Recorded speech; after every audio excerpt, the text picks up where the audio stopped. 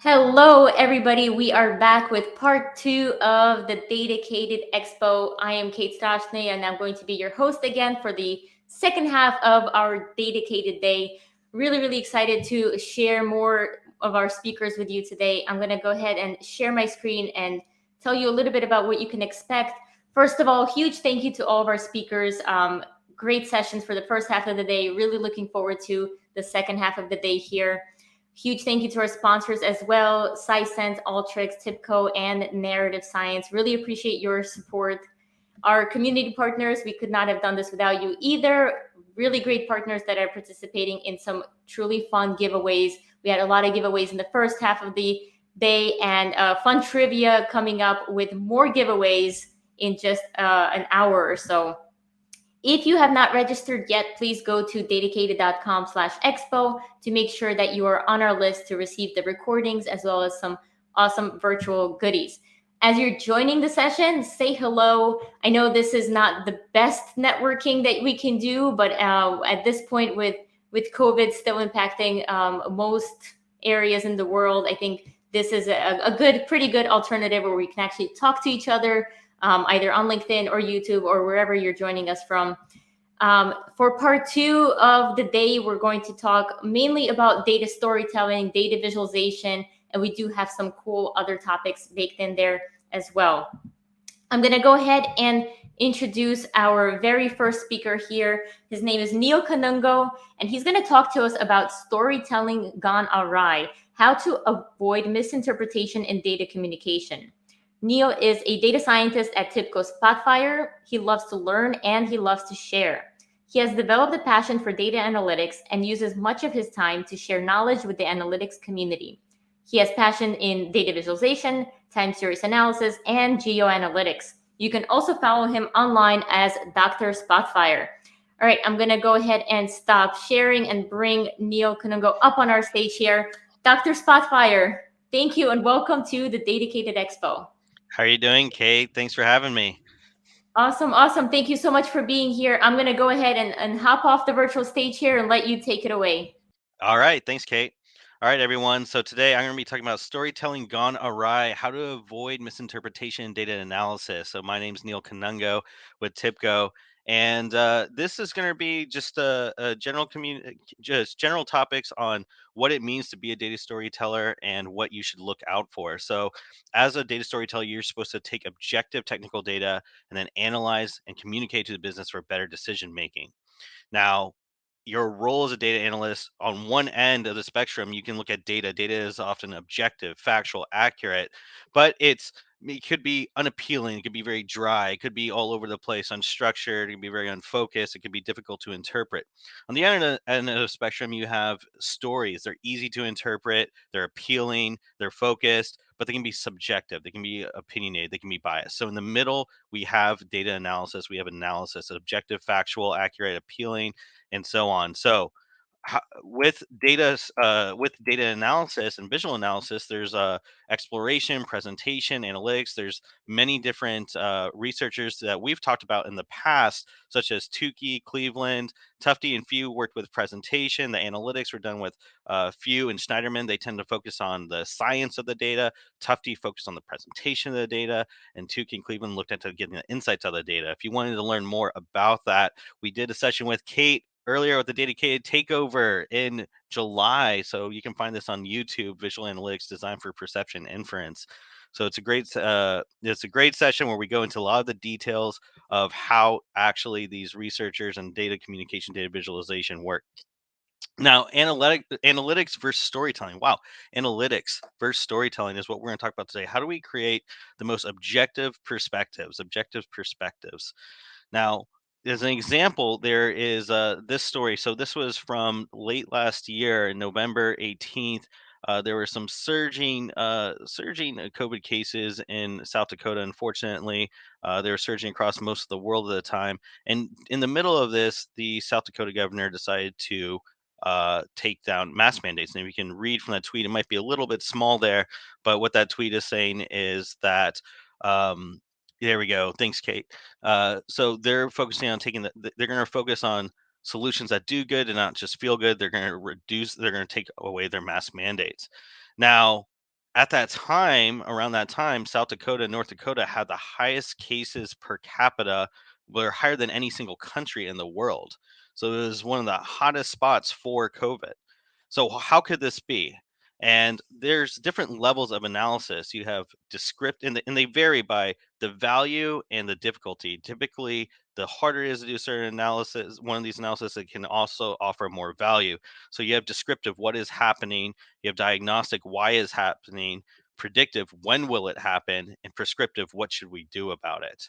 Unfortunately, with this situation, some steps were skipped. You went from why is or what is happening. Well, COVID is really high, but why is it happening and when is it going to happen next? And projecting was all skipped over, and it was just gone right into what should we do? Well, we don't feel masks are working. We're going to take away the mask. Now, what was missed was multiple non pharmaceutical interventions. So, the Swiss cheese respiratory defense model, this is looking at multiple non pharmaceutical interventions like ventilation, masks, contact tracing, all of these combined together actually create a safer environment for COVID. And this is from Nicholas Christakis, a epidemiologist that works at Yale.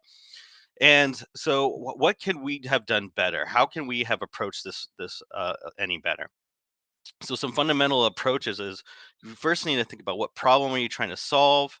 How would you measure success? What data might be needed? What hypothesis could you be testing? How well does the data fit your hypothesis? These are certain questions you want to ask yourself in these fundamental approaches before doing your analysis. And there's things that can you can answer it, which is like, what problems are you trying to solve? Well, what policies can prevent infection and hospitalization? Rather than just saying, well, our COVID cases are high, we're just going to stop wearing masks.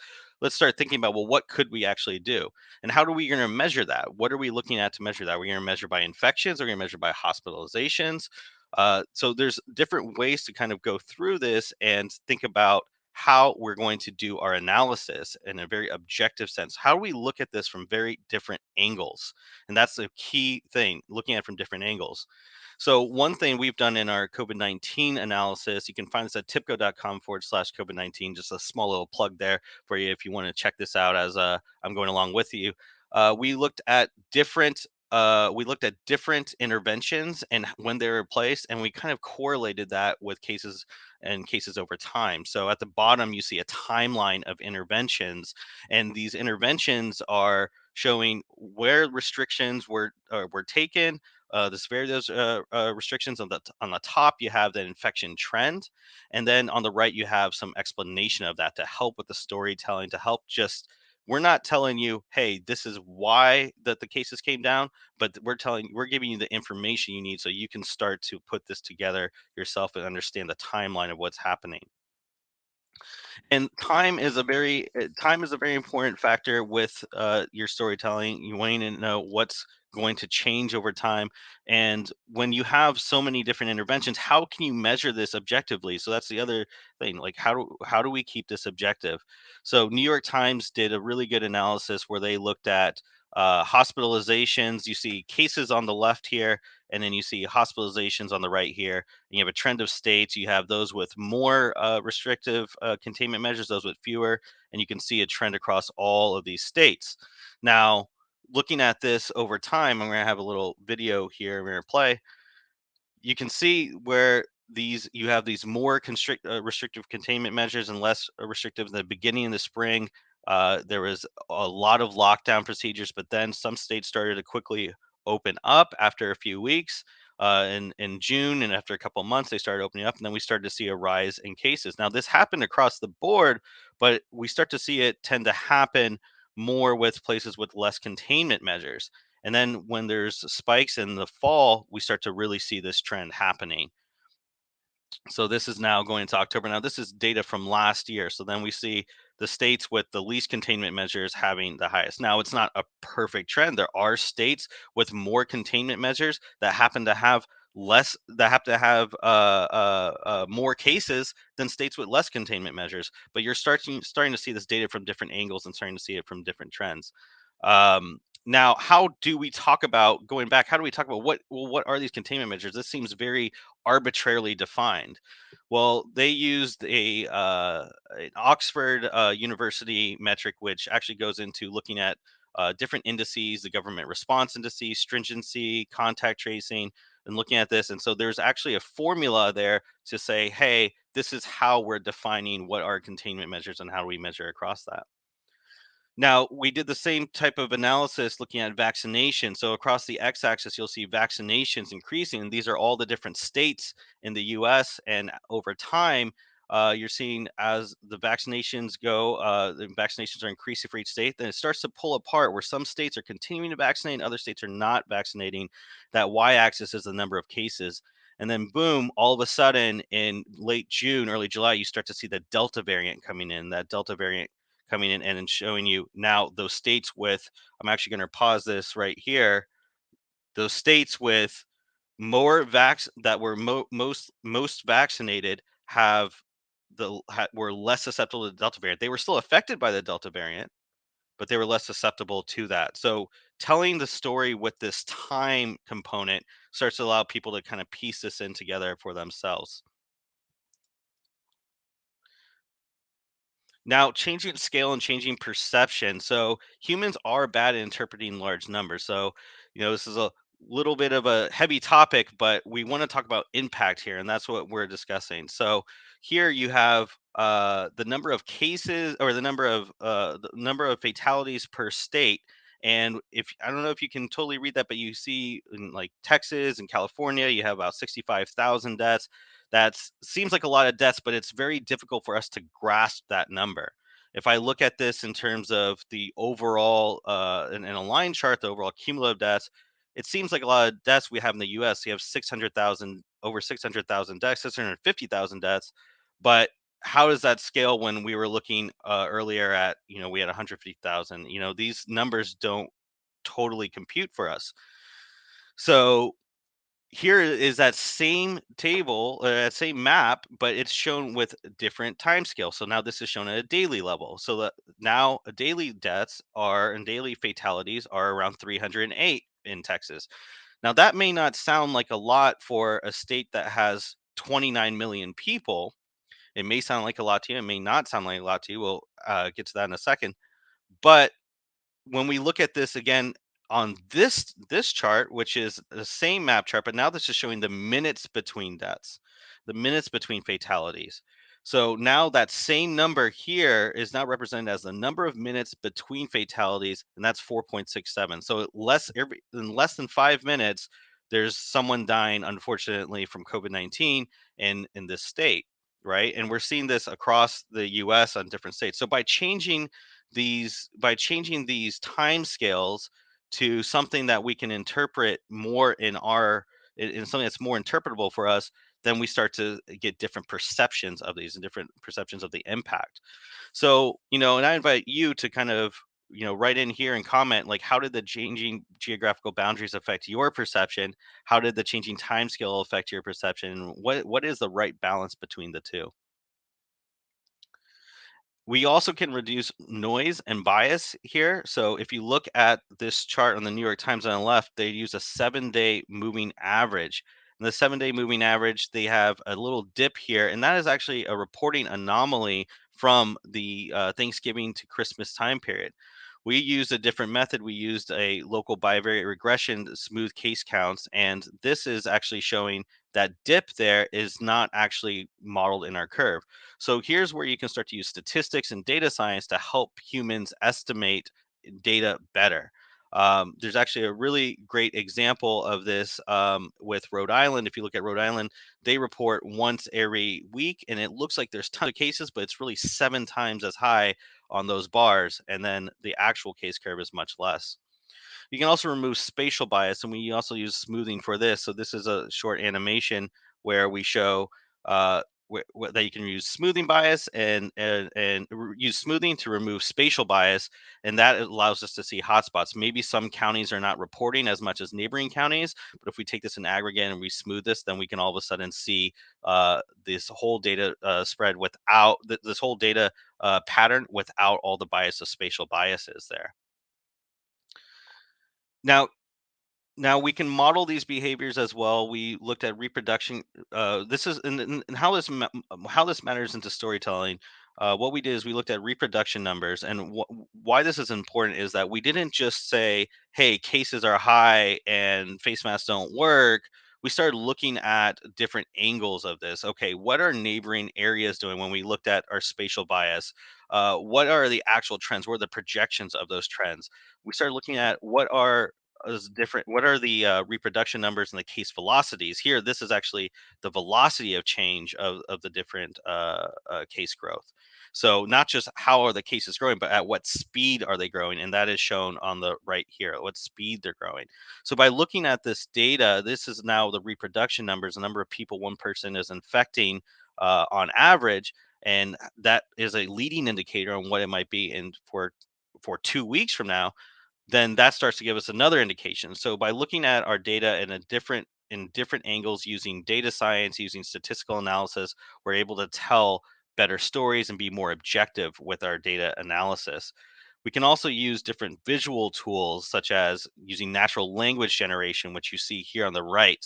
Natural language generation to tell you and explain what's happening with these very complex and sophisticated data science approaches that may not be interpretable by the layman or the average business user.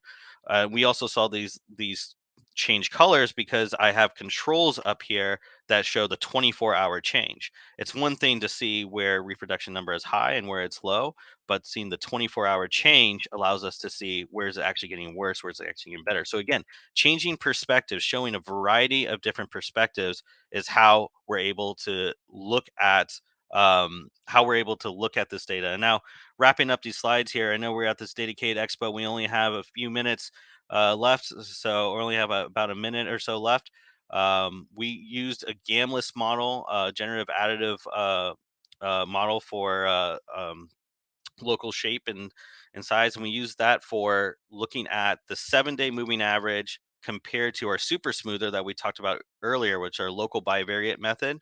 And we have a third approach, which is a GAMLess model. Now, this takes a little bit longer to compute, but you can see that it's showing us with certainty a 90% and 10% confidence levels. It's showing us something that might be a little bit different. Here, it's hard to tell. Is this going to go up or is this going to go down?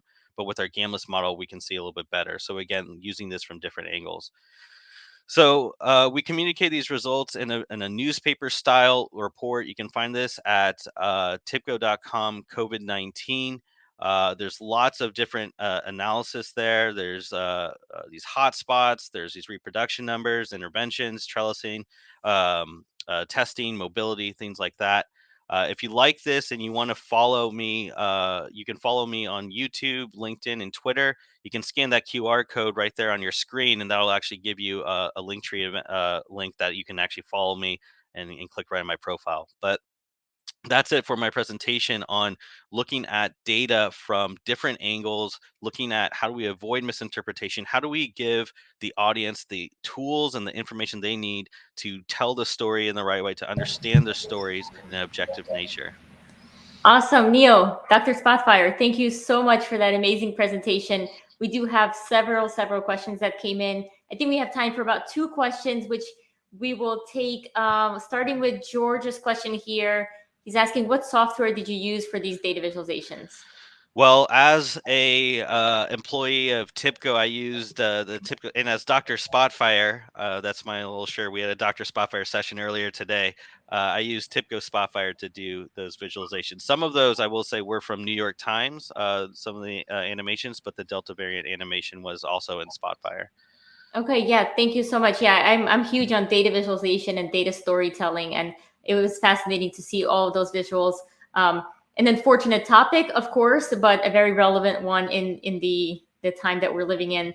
We have a question on that specific topic here from Paul. You know, he says events like the pandemic are very sensitive. So how do we communicate sensitive information effectively without any misinterpretation? I think that's a very good question, and I will say that like what we were talking about in today's session was impact and trying to show what is the impact that we're trying to communicate and how is that relevant to the audience and the business user. Now, I believe that as scientists we need to be entirely objective, not subjective, entirely objective. And so I believe the more you can do to show that information again from different angles starts to allow people to see that you're not biased, that you're trustworthy. If you just show a few things and then you talk to people and they have, well, what about this? Well, what about that?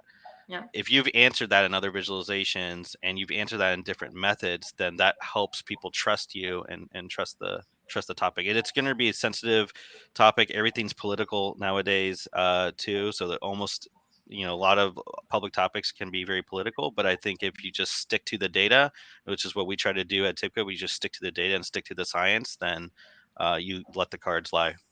Yeah, thank you. Actually, we do have time for one more question. We'll make it quick. Chandan is asking, does the TIPCO Spotfire also create interactive dashboards? Because we saw some interactivity in yours.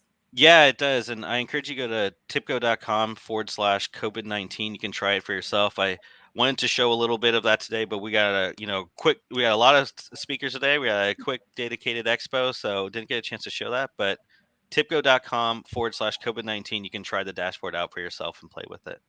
Okay, perfect. Yeah, guys, go check that out. Neil, thank you so much for your session here today. I'll see you online. We're going to keep this data party moving.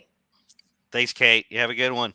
All right, you too. All right, I'm going to go ahead and bring up our next speaker. It is a lot of fun, but a little bit hectic getting through 24 speakers in one day. But hopefully you guys are enjoying all of our quick sessions here. Our next speaker is Muazma Zahid, and she's going to talk to us about breaking through bias in tech and data. Muazma is a principal engineering manager at Microsoft Azure, where she enables customers to deploy the most demanding data workloads on Azure. She has been a data engineer, architect, and speaker for over 14 years, working on several big data, cloud computing, and AI technologies. Her machine learning research software is used in EKG machines all around the world. She's also an advocate of diversity, equity, and inclusion. All right, I'm going to go ahead and bring Muazma here up on our virtual stage. Hello, hello. Welcome to the DATAcated Expo. Hi, everyone. Hi, Kate. Hi, I'm not going to take up much of your time. I'm going to hop off, give you your 10 minutes on stage, and then we'll be back with some questions. Sounds good. Okay. Hi, everyone. Thank you so much for taking out time to listen to me today. I am talking about breaking through bias in tech. This is a LinkedIn Learning course that I have out there. If you want to know more, you can definitely go and check that out. This is going to be a 10-minute summary of that. And I'm going to talk through what is bias, how you can actually remove it, and how you can make more inclusive technology. So as I was introduced, I'm a principal engineering manager at Microsoft. I do a lot of other things as well. Feel free to connect with me on LinkedIn, Twitter, and there's a link tree there for you to reach out to me if there are any questions that I'm not able to answer today. So let's talk about bias, right? We have heard this word so many times, what is bias? And we actually know that this exists. I'm not going to talk about the explicit bias here. I'm going to be talking about unconscious bias. So why it is important is that we are all biased. That's the number one thing. So we have to understand that everybody is biased at some level.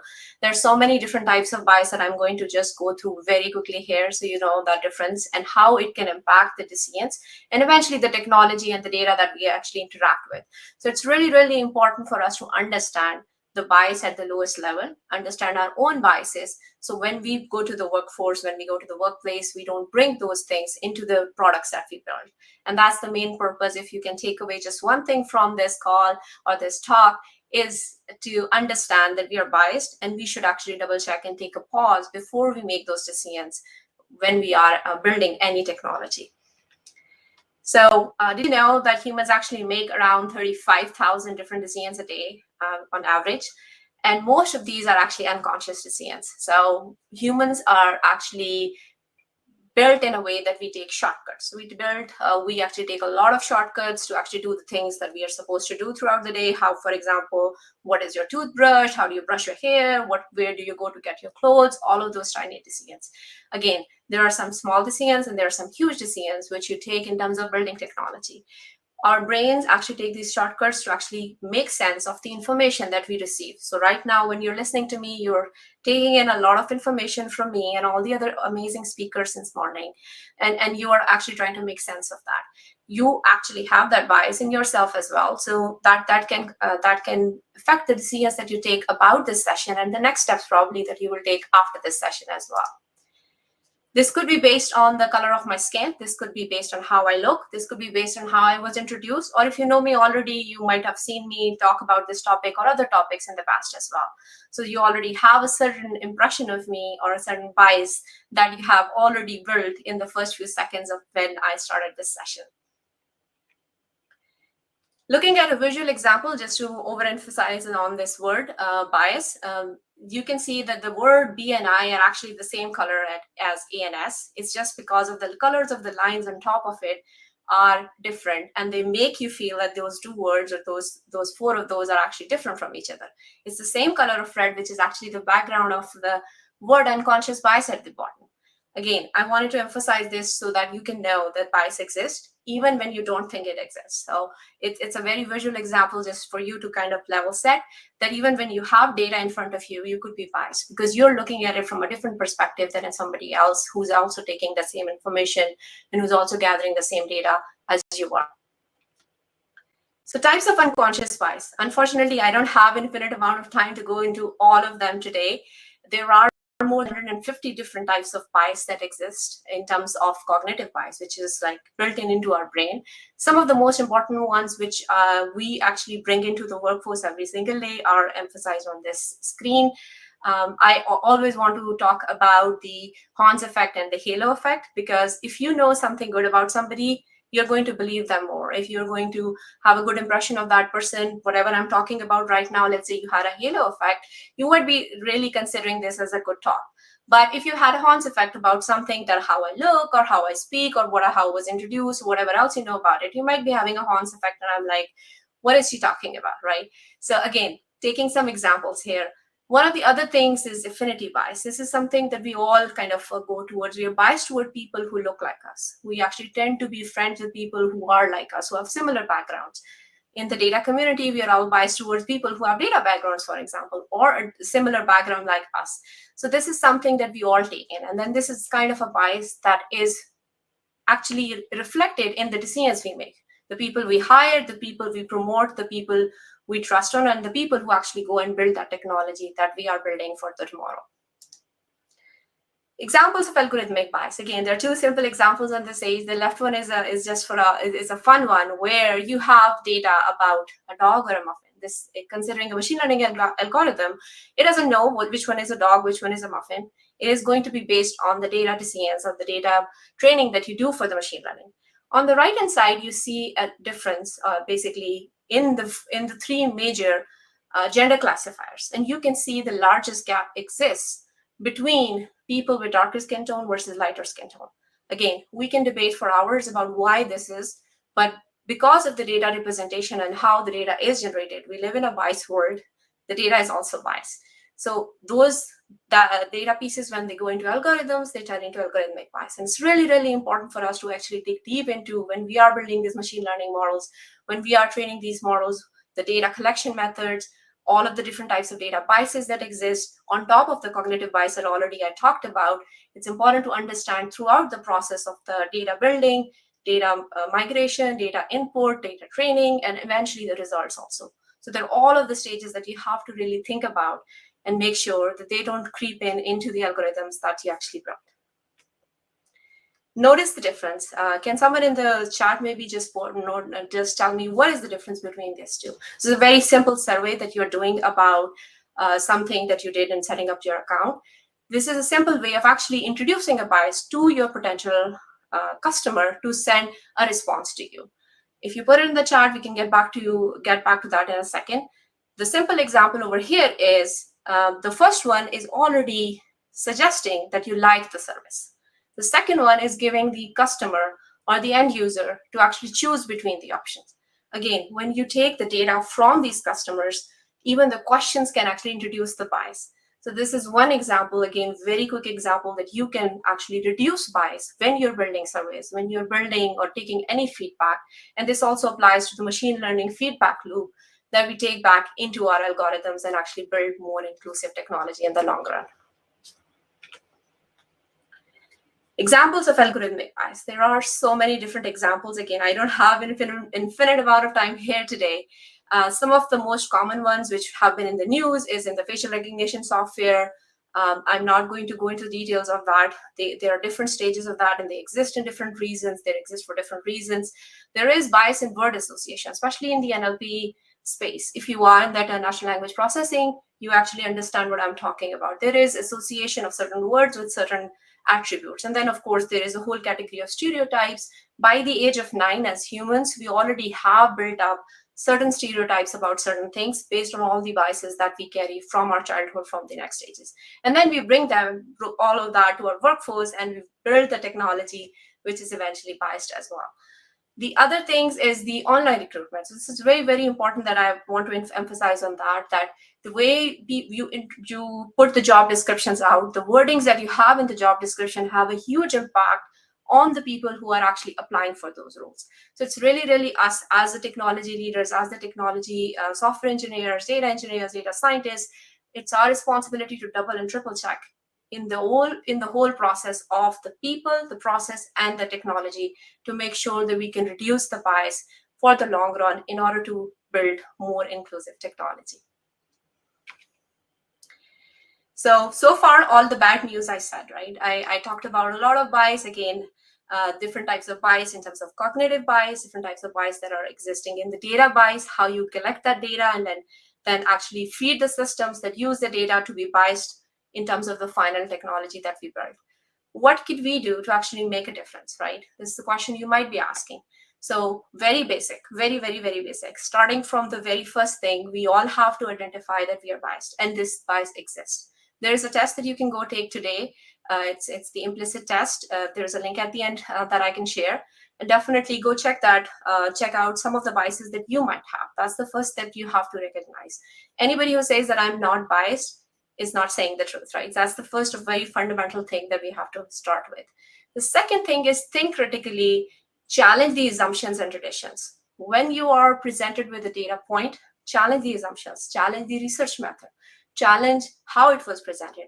There's another interesting data fact that 75% of the time, if I am stating a particular data point in any presentation or any work presentation, the audience is going to believe that, because I am coming as an authority and I'm saying a certain number.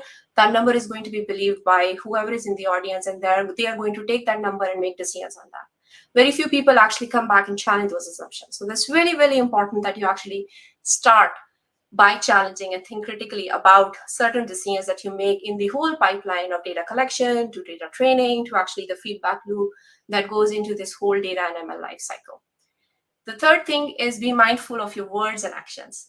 This is something beyond the workforce. This is something that we do in every single conversation that we go into. The terminologies that we use, the things how we present ourselves, the things how we think of other people also when we are interviewing them or other things. This is another thing to consider. And how you can do that is the number 4 here, which is to hit pause and then take action.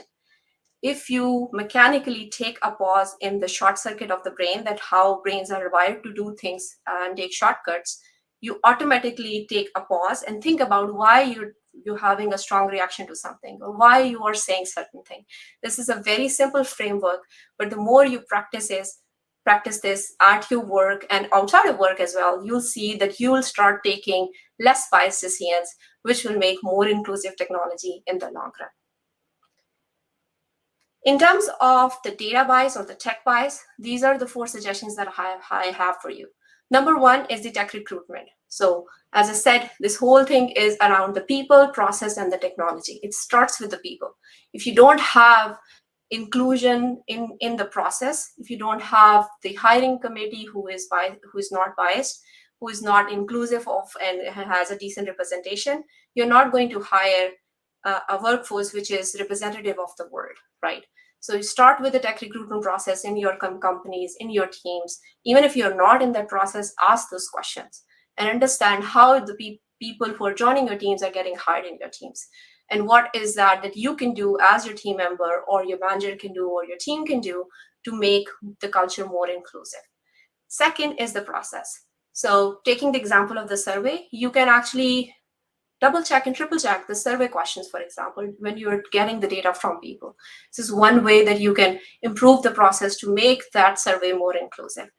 The other examples could be make the features more accessible. There are there is a huge population of the world who are not, who have accessibility issues. So a lot of the time we consider a particular end user and we build those products for that end user. So the first thing, again, the second thing you can do is to think about beyond that typical beta users or alpha users of your app, and think beyond the typical customer that you have in your mind, and consider the broader audience as well. Last but not least, definitely use inclusive language and code. It is very important. The words like master list, slave list, things like that. This has been a debate in GitHub and a lot of places for a long time. But this is the time to actually start including more inclusive language in our code. Then the data bias. Again, that it could be a talk in itself. There are so many different types of data biases. There are different methods that you can reduce it. A lot of companies have really great frameworks that you can use as an example. I can share a few at the end as well. And definitely that is something you can also do. Last but not least, when you are building machine learning AI software, think about responsible AI. That's the future. I know there are a few other talks during today also that are going to be focusing on this. So definitely check out the frameworks for fairness, accountability, reliability, safety, and transparency of the models that you're building. And I will leave with this statement. This is just something that I truly, truly believe in, that every conversation is an opportunity to actively listen, empower, motivate, and help others. So every conversation, every meeting, everywhere that you go, you have an opportunity to show up as an unbiased or less biased, because we cannot completely reduce or remove bias. We can try to reduce it in all of the conversations that we go to, be more inclusive, be there, and actually build more inclusive technology. With that, I have the resources here. You can take a screenshot of this. There's a LinkedIn Learning course. Then the test that I mentioned. There is an example of all the different types of job descriptions and how unconscious bias can happen there. There are a couple of tools that you can use free of cost to actually look at the bias in job descriptions, and also some of the links how you can connect with me. That's all that I had for today. Thank you so much for having me, and I think we have a few minutes to take some questions. Yes, absolutely, Muazma. Thank you so much for that really insightful presentation. I think, again, this is something that we need to pay more attention to and continue having these conversations. We do have time for a couple of questions. I'm going to go ahead and get started with a question from Eric here. And he's talking about taking polls. Do you find that normalization is difficult? For example, somebody's rating of 8 out of 10 can be another person's 5 out of 10, and so on. So do you have any advice on how to handle this to get more accurate insights? Yeah, I think one of the advice that I had from one of my product managers, again, this is not my field, is you actually divide your data into the cohorts, into the different types of cohorts or the customer side. So for example, if you have a data about a particular app or a feature that you're launching, and you have different age groups of the people who are responding to you, you can divide into that age groups and see what is that. And between those age groups, normalization would help. But if you try to do it across all of the data set and all of the different cohorts all together, I 100% agree that it would be really, really hard to actually do that and actually have some meaningful results from that survey. So I would definitely think about a cohort approach, and then there could be multiple levels of that. There could be different ways you can dissect the same data to look at that and make more informed decisions based on that. Okay, great. Yeah, speaking of decisions, 35,000 decisions per day. That number was mind-blowing. I can't believe I make that many. I think I make 1 or 2 decisions a day, but I guess the rest are just kind of happening on their own. We'll take one more question here from George. He's asking, is there any positive aspects of having a bias? Yeah, it's a very good question. I think yes. So there are certain biases. For example, the way you have the way human brains work for something which is right versus wrong is based on the bias that you're built on, right? For example, something that is right for you is not something right that could be right for me, right? Mm-hmm. So if you have a certain bias based on that, be it a bias because of the conformity group that you are, the religion that you have, and other things altogether, that is true, right? So that is valid, and at no point there is that one bias better than the other. And then even for the same bias, there's not like if you're saying X, I'm saying Y, they're opposite. they could be both valid. So this is a very interesting actually research area. There are a few papers that I can share offline or maybe on LinkedIn later, which you can read on. And definitely there are advantages of bias where you have multiple opinions and different types of bias that can build even more inclusive technology when you think about from that perspective of multiple experiences and different experiences. And especially the example that I gave about diverse customer group is where, let's say you're launching a shopping app and you're looking at people from London and you do not think about people in Mexico or people in Southeast Asia or somewhere else.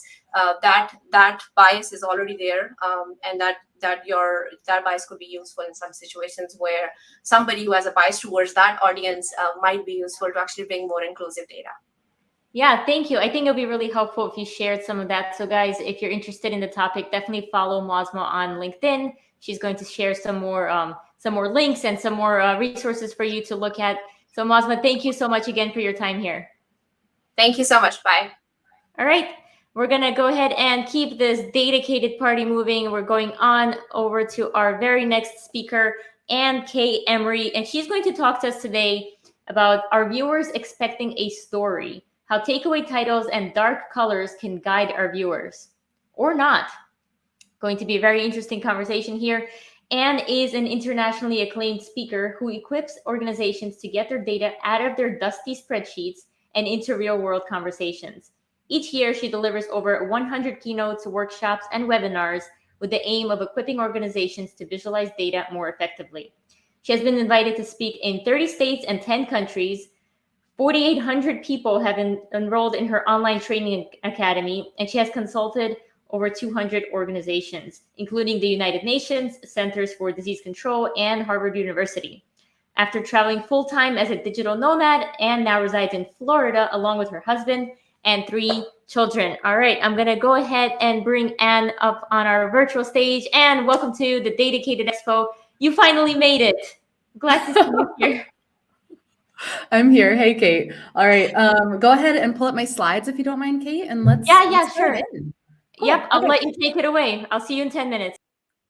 So today we're talking about our viewers expecting a story.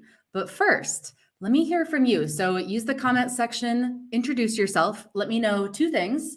First up, let me know your title, your role, the typical intro stuff so we can get to know each other a little bit more. And second, let me know, what does the term data storytelling mean to you? This is a tricky term. It means different things to different people. We're going to talk about this in a lot of detail today about the various definitions. So I want to hear what definition you're most familiar with, if any. Okay, so as Kate mentioned, I'm Ann Emery. I lead Depict Data Studio, and we provide a mix of data visualization training and consulting. I started Depict back in 2014. So over the past 8 years, I've worked with a variety of organizations, mostly government agencies, universities, foundations, nonprofits, for-profits. But the one thing that these groups have in mind is they are so tired of this. Of course they are, right? Nobody wants to write this. Nobody wants to read this. Everybody is on board these days with soaring beyond the dusty shelf report, the one that goes on and on and on with so much. We have so much data these days, and it's definitely challenging to dig through it and figure out the key takeaways. So nowadays, what I do is help people move beyond this, the dusty report, the dusty presentation slides with too many bullet points or too many slides, the dusty dashboards with so many graphs, but no key takeaway finding. And we produce the shorter report, the shorter presentation, the shorter dashboard that gets to the point really, really quickly. So how do you make that transition? How do you go from the dusty shelf report to the reports and slideshows and dashboards that actually make a difference? The very unsexy, the very boring answer is we have to time out. We have to do some planning at the beginning of our projects. Now, if we had a full day workshop together, I would love to go through all 8 of these planning considerations with you, but we only have 10 minutes. So I want to focus on the one that I think is going to give you the biggest bang for your buck. I think with a little bit of upfront planning on this question, are viewers expecting a story? That's going to have a massive impact on the quality of your data viz project. Okay, so I asked you a moment ago what the term data storytelling means to you. Let me glance at the comments, see if anybody has some ideas about data storytelling, this tricky term, because I can tell you it's not this. Let me add a big red X here. It is not fiction. It's not like you're reading your kid a bedtime story about poor old fox has lost his socks. You're just making things. It's not fiction. Okay. Let me see what you said. Valerie says, what does data really mean? And what do you wanted to tell? Yes, absolutely. Yeah. I'm nodding in agreement there. Angela says translating data for non-data centric users. Yep. Nodding in agreement there. That's a great definition. Let's see. George says telling stories with data. Yes, data storytelling is in fact telling stories with data. Let's get more specific, okay? I want to show you the definition that I use in my work, and I hope this is useful for you too, to really know, like on an operational day-to-day sense, what is data storytelling? Because some people love this term. Probably you, probably people at the expo. There are a lot of talks today about data storytelling, but some people shy away from this term. They're like, no, I'm not doing data storytelling because I don't want to make things up. We're not making things up. I don't want to bias my audience. I don't want you to bias your audience either. Or they say, I don't want to fudge the numbers. I don't want you to do that either. Okay. So let's talk about what it really means. We're going to look at 3 versions of a graph. The default version that we're never, ever going to do, no default settings, and then the traditional and the storytelling version. We're going to look at all of these side by side so you can see how they're similar and how they're different. And then at the end, I'm going to ask you which one you think your audience needs. Not default, okay, but traditional or storytelling. So be thinking about this. Be thinking about how it applies to your work so you can comment later on and weigh in and let me know, because each of us works in a little bit different settings. So we'll see how you apply this to your work. Okay, first up, the default graph. Now, I'm pretending that we surveyed people and we asked them, what's your favorite ice cream flavor? Okay. We're never doing default settings ever again. Wave farewell to those. I'm software agnostic. I tend to use everyday software programs like Excel a lot. I don't care if you use Excel, Tableau, Power BI, this thing, this other thing. There's so many good products out there. There's so many good ones, but we always have to tweak the default settings a little bit. So at the bare minimum, here's what I need you to do. At the bare minimum, you're going to take those default settings, enlarge the font size, enlarge the bars, remove the border. You might add labels sometimes if you think your audience needs a little bit more specificity. If you do add specific labels, then you're going to have to adjust the scale. The minimum and maximum tends to be enough if you have the specific labels already. You don't need to label this thing and this thing and this thing with an overly crowded scale. You're going to use brand colors. This is my brand blue. I also have a brand green and a brand purple.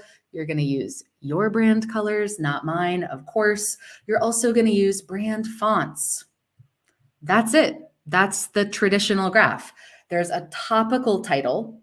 The topic of the graph is up there, and it's all one color. None of the colors stand out. It's up to the viewers to read between the lines or between the bars in this case and figure out the so what for themselves. Storytelling, just one little step further, one little step, okay? You take that graph you already have. You already spent 60 seconds cleaning up the default settings. And then you might sort it, greatest to least or least to greatest. Whatever you want to grab people's attention should get prominence and be listed first. You're going to gray everything out. This is the key part. And then you highlight one takeaway finding at a time with a darker color. You rewrite the title and put the takeaway finding in the title. And for bonus points, you bold a few keywords to make it even more skimmable. To recap, big red X on the default settings. Never, ever, ever again. Goodbye, defaults. Please don't use these. Spend about 60 seconds rolling up your sleeves, making some quick edits. You can go the traditional path, or you can go the storytelling path. They're both correct. They're correct in different scenarios, which is what I want you to be thinking about, and I'll ask you about in a couple minutes. Traditional graphs have a topical title. None of the colors stand out. Storytelling graphs have a takeaway title and an intentional dark light contrast. Let's look at one more example. I'm going to pick on line graph default settings for a minute. We'll pretend that we're looking at projects and how they did after a 4-year project, okay? Big red X on the default settings. At a bare minimum, you're going to take that graph, enlarge the fonts, adjust the scale, remove the border, add brand colors, yours, not mine, add brand fonts, and this is a line chart specific edit. You're going to remove the legend, no more separate legends. The best practice is called direct labeling. You put the labels directly beside the data. Direct labels have 3 key advantages. They are faster to read, no more eyes zigzagging back and forth and back and forth. They're better for people who are colorblind. Even if people can't tell the colors apart, they can still read the graph accurately. And they're better for grayscale printing. Now, I don't know how often people are printing things. Sometimes, once in a while. And when we are printing, we're probably not using colored ink just because it's so expensive. So I always want you to plan for some people, maybe printing things in grayscale. That's where direct labels save the day. Look, before, separate legend. Nope, we don't do that. After, the labels directly beside the data. That's the traditional edit. That's the bare minimum edit. Storytelling goes like this. You take the graph you already have. You gray it out. You highlight one thing at a time. You rewrite the title and put the takeaway message in the title. Bonus points for bolding a few key words to make it even more skimmable. I bet you have these takeaway titles. I bet you do, but they're hiding. In a report, they're probably hiding in the paragraph up here. You probably have that key phrase already. You're just doing a copy paste. Just take that key phrase, repeat it in the graph title so that even as somebody is skimming through or they're scrolling through, even if they don't read all those dense paragraphs, even if they just look at the graph, they still leave with a sense of what the graph is actually talking about. You could highlight the success story, as I've done here. You could also highlight fictional project C that's not doing so well. You could use a good color. Blues and greens in Western cultures are good colors, thumbs up colors. Or once in a while, very sparingly, I do this. The Debbie Downer red. Reds and oranges in Western cultures are like, whoa, timeout, thumbs down. I don't do this very often, though. I just want to show you the difference because colors have personalities and tones, so use them very carefully and intentionally. You can do this with any graph type. This applies to bars, to lines, to scatter plots, to maps. It applies to all the chart types. Never use the default settings. You're either going the traditional path with the topical title and none of the colors standing out, or the storytelling path with the takeaway finding and the intentional dark light contrast. Okay, so now I'd love to hear from you in the comments. Let me know which audiences prefer traditional graphs, which audiences that you work with. When do you think that that's the best bet? That's going to work sometimes. That's absolutely the right answer sometimes. And also let me know which audiences prefer storytelling graphs. When do you think that takeaway title and the dark light contrast is going to be really helpful? These have different strengths. You're going to have to apply them in different scenarios. All right, while you're typing, Kate, let me know if there are any questions. Hello. And thank you so much for that wonderful presentation. Yes, we have a lot of questions. First of all, really love the transition. Then don't use the default. Okay, I will just repeat it. I know you've said it several times. Guys, don't use the default. George even asks, this makes you wonder why the default settings aren't better. I feel like we can all say, okay, this looks great. Oh, this does not look great. Why aren't the default settings better? What do you think about that? I don't know. We have so many software companies attending today. I don't want to bash anybody. I have a love-hate relationship with all the software programs. I don't know. Someday, right? Like if you're from a software program watching, yeah, just edit it. You'll save us all so much time, right? But someday, I can dream. Yes, I was looking for a comment, but we have so many that it kind of flew by. Somebody said that they actually have your data to dashboard with Excel course open in another Okay. tab that they're enjoying right now at the DATAcated Academy. So, woohoo! That's awesome. I'm gonna take a few more questions here. Let's see. David. That was David who said that. He says that from experience, you can get all these tips in her data to dashboard with Excel course. Awesome. Nicole says this is golden. Yeah, absolutely. And Drupad is definitely reading my mind here. Can't believe how much of a difference a small change can make. A lot of times we don't even know what those small changes are when we see the differences, but we immediately know that it just simply looks better. All right, let's take this question from George. He's asking if you have a preference between light mode and dark mode for data visualizations. I wonder if he means the background color, like the I think background. so. I think so. Yeah, there's a logic to this. I learned it when I took some formal presentations training. You Yeah. want to match the screen color to the room. Okay. So I usually present in rooms with the lights on. Like, I don't know, you can see my lights are on today, right? And someday when we go back to in-person training, Yeah. I'm usually speaking with the lights on. So you want the white screen to match like the white in the room. If I was a professor on stage in a dark auditorium, I would probably use a dark slide background to kind of match the auditorium. So I don't know. I usually use white backgrounds though. Yeah, sometimes that's cleaner. Let me just see. Alexandra had a comment here. I always love your presentations. You have been my department's go-to reference in visualization since we saw your keynote at the CQI Illinois conference. Is that what it is? Yeah. Not familiar with that one. And I'll take one last comment here from Eric in response to your question earlier. He says he tends to use more traditional style when sharing something that will be followed by a more general discussion because conclusion hasn't been drawn yet. Yeah. Yeah. When you're in those draft settings, you're sharing some draft data vises, preliminary findings, and you want the audience to come to the conclusion themselves. Absolutely. Yeah. I was skimming a lot of the comments too. I'm just agreeing with a lot of them. Yeah. So traditional graphs, the topical title, and none of the colors stand out. That's typically going to be your technical audience, people who love data. They love looking at graphs. They don't mind spreadsheets. They're like, oh, I'm so at home in spreadsheets. Technical audiences don't mind reading graphs. They're not going to mind spending a little bit of time reading your traditional graph. Internal audiences who are already familiar with the data, they already know how to read the graph because they've seen that topic over and over. And then people with a lot of time on their hands, they don't mind reading graphs because they've got time.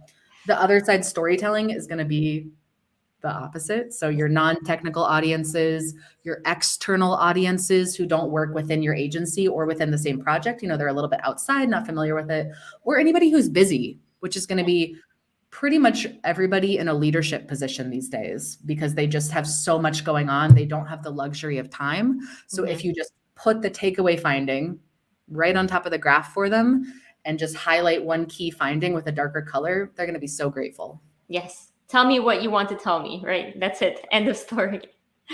Awesome. Well, and we do have several questions that keep coming in. If you've got the time to jump into LinkedIn chat and answer those directly, that would be great. But thank you so much again for your time here. All right. Thank you, Kate. All right. I'm going to go ahead and introduce our very next speaker here, Matt Madden.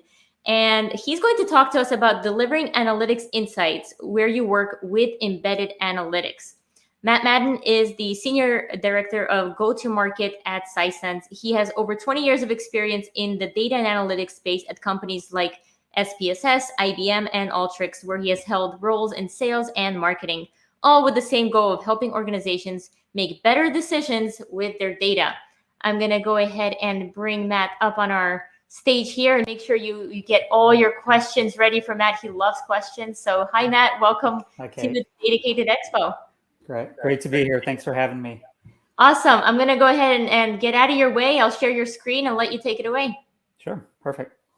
Yeah. So, what I'm here to talk about is really about delivering insights where you work. Embedded analytics is a portion of that, but it's really about changing the way and approach that organizations are utilizing data, information, and analytics altogether, along with the applications that they're using on a day-to-day basis. So we look back in history, over the last, let's say, 30 years, there's really been a big shift or actually an evolution of data, information, and applications in general. So the shift is really starting to lead the way that organizations start to think about analytics and how it's being delivered. Looking back, throughout my career, you can start to think about what could be considered that generation one of analytics or information delivery. So, as many of you know that have been in any sort of organization, there's that IT-led approach where you may have to put your name in a queue, a request in a queue, put the data request, hope that IT can put together the right information, deliver the right report, potentially the right dashboard, and you're happy. You get your answers when you need them, how you need them, etc. This isn't always the case, right? A lot of times it's a multi-touch approach. It's a multi-tool approach, so you're not always getting the right information in the right structure you need. And in a lot of cases, it may cost you as part of the business to get that information from your IT department. And then over the last probably, let's say, 10 years, this self-service movement has taken place. And what this has done is allowed people within the line of business, whether it's marketing, sales, operation, or virtually anyone in the organization, the ability to take advantage or take the opportunity to get the answers that they need on their own. So this could mean getting the data they want, building out the reports or the dashboards or the visualizations they want to get the answers they need. The problem here is not everybody's a data analyst or a data scientist or even understands the proper structure that data needs to be in to get the analysis they need. Other aspects could be that, the self-service movement really started as a desktop application. So implementing on the desktop typically doesn't scale across a larger organization. So there was a lower adoption of analytics from that perspective. And what we're starting to see now is really this growth or this shift to cloud applications, not just in our data and analytics consumption model, but really our day-to-day business model.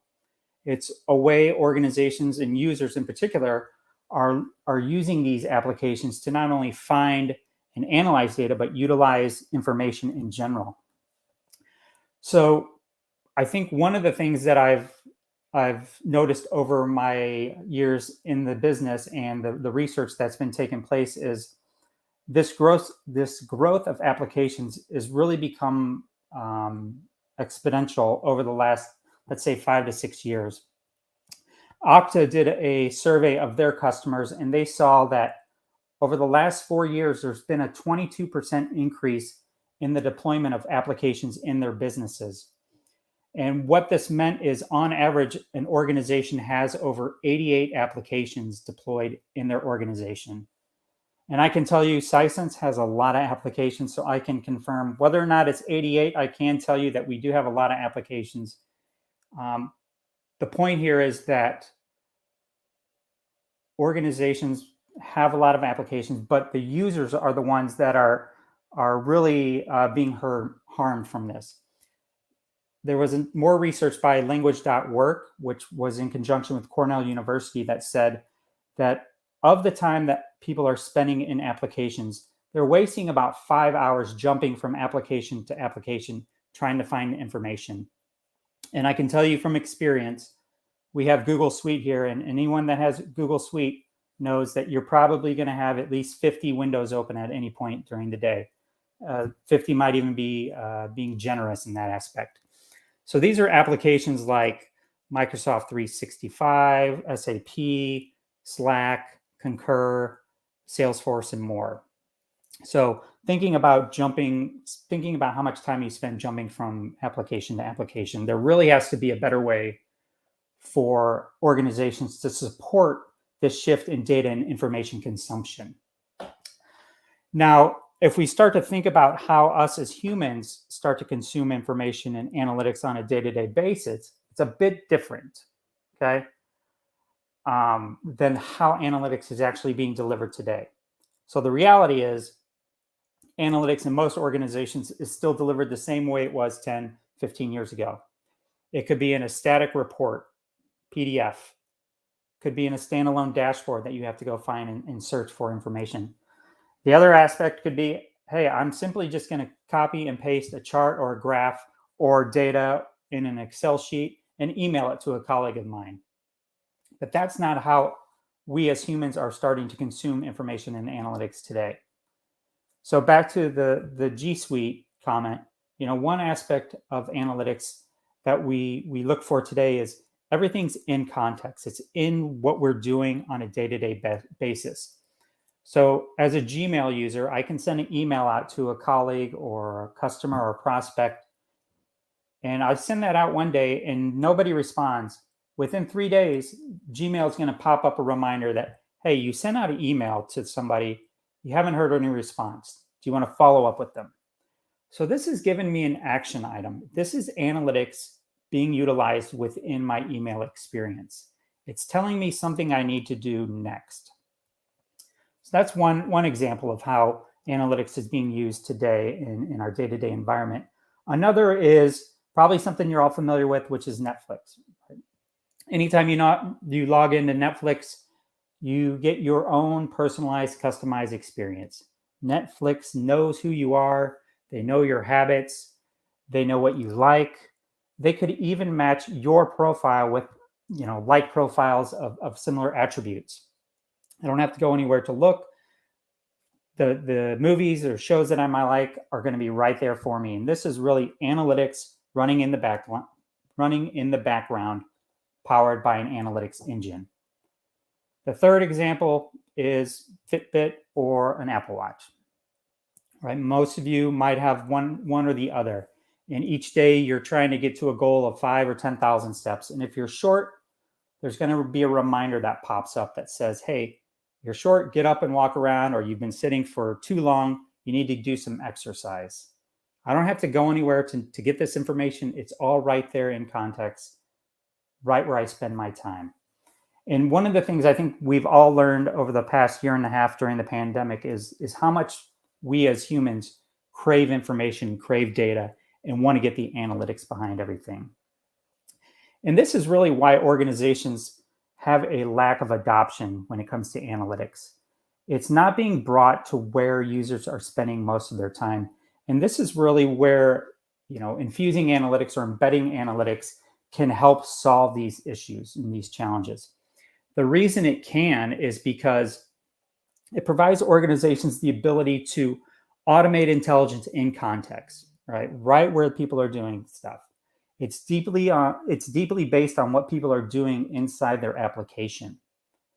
The second aspect is it can deliver a highly personalized experience, something that you're looking for, something that you need. These data stories within business applications or workflows that people are using on that day-to-day basis that I mentioned. And then finally, it's about making analytics seamless, making people not realize that there's analytics running in the background. There's not a dashboard crammed into an application and you're trying to play around with it there. It's about reducing the time people are spending, wasting time jumping from application to application or searching for data or searching for a dashboard to get to the answers that they need. So what I want to do now is just kind of show you a couple examples of how this might look from infusing analytics into where it is that you work. So I'm going to give you a brief demo here. So the first demo I'm going to talk about is a marketing analytics campaign that's running directly in Sisense. Okay, so if you want to blow up that screen a little bit. So as a marketing lead, I can act on a campaign ad. I can access that campaign, pause that campaign, or make changes to it. Give me 1 second here.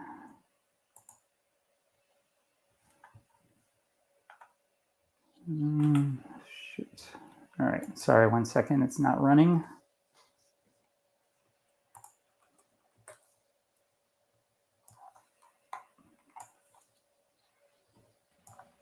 Hey, Matt. How's it going? Good. Are we trying to prove to people that we are in fact live and this is not a pre-recorded Yes, session? exactly. I love when that happens. We do have questions when you're ready for them, but I was looking forward to seeing some of these examples. Yes, so was I. So give me 1 second here. Yeah, sure. Take your time. All right, let's just dive right into this second one here real quick.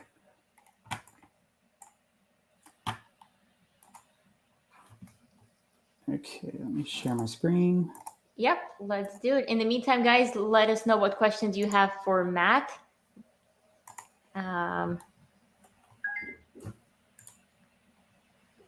Okay, right. Whenever you're ready. Your screen didn't come up on my side yet.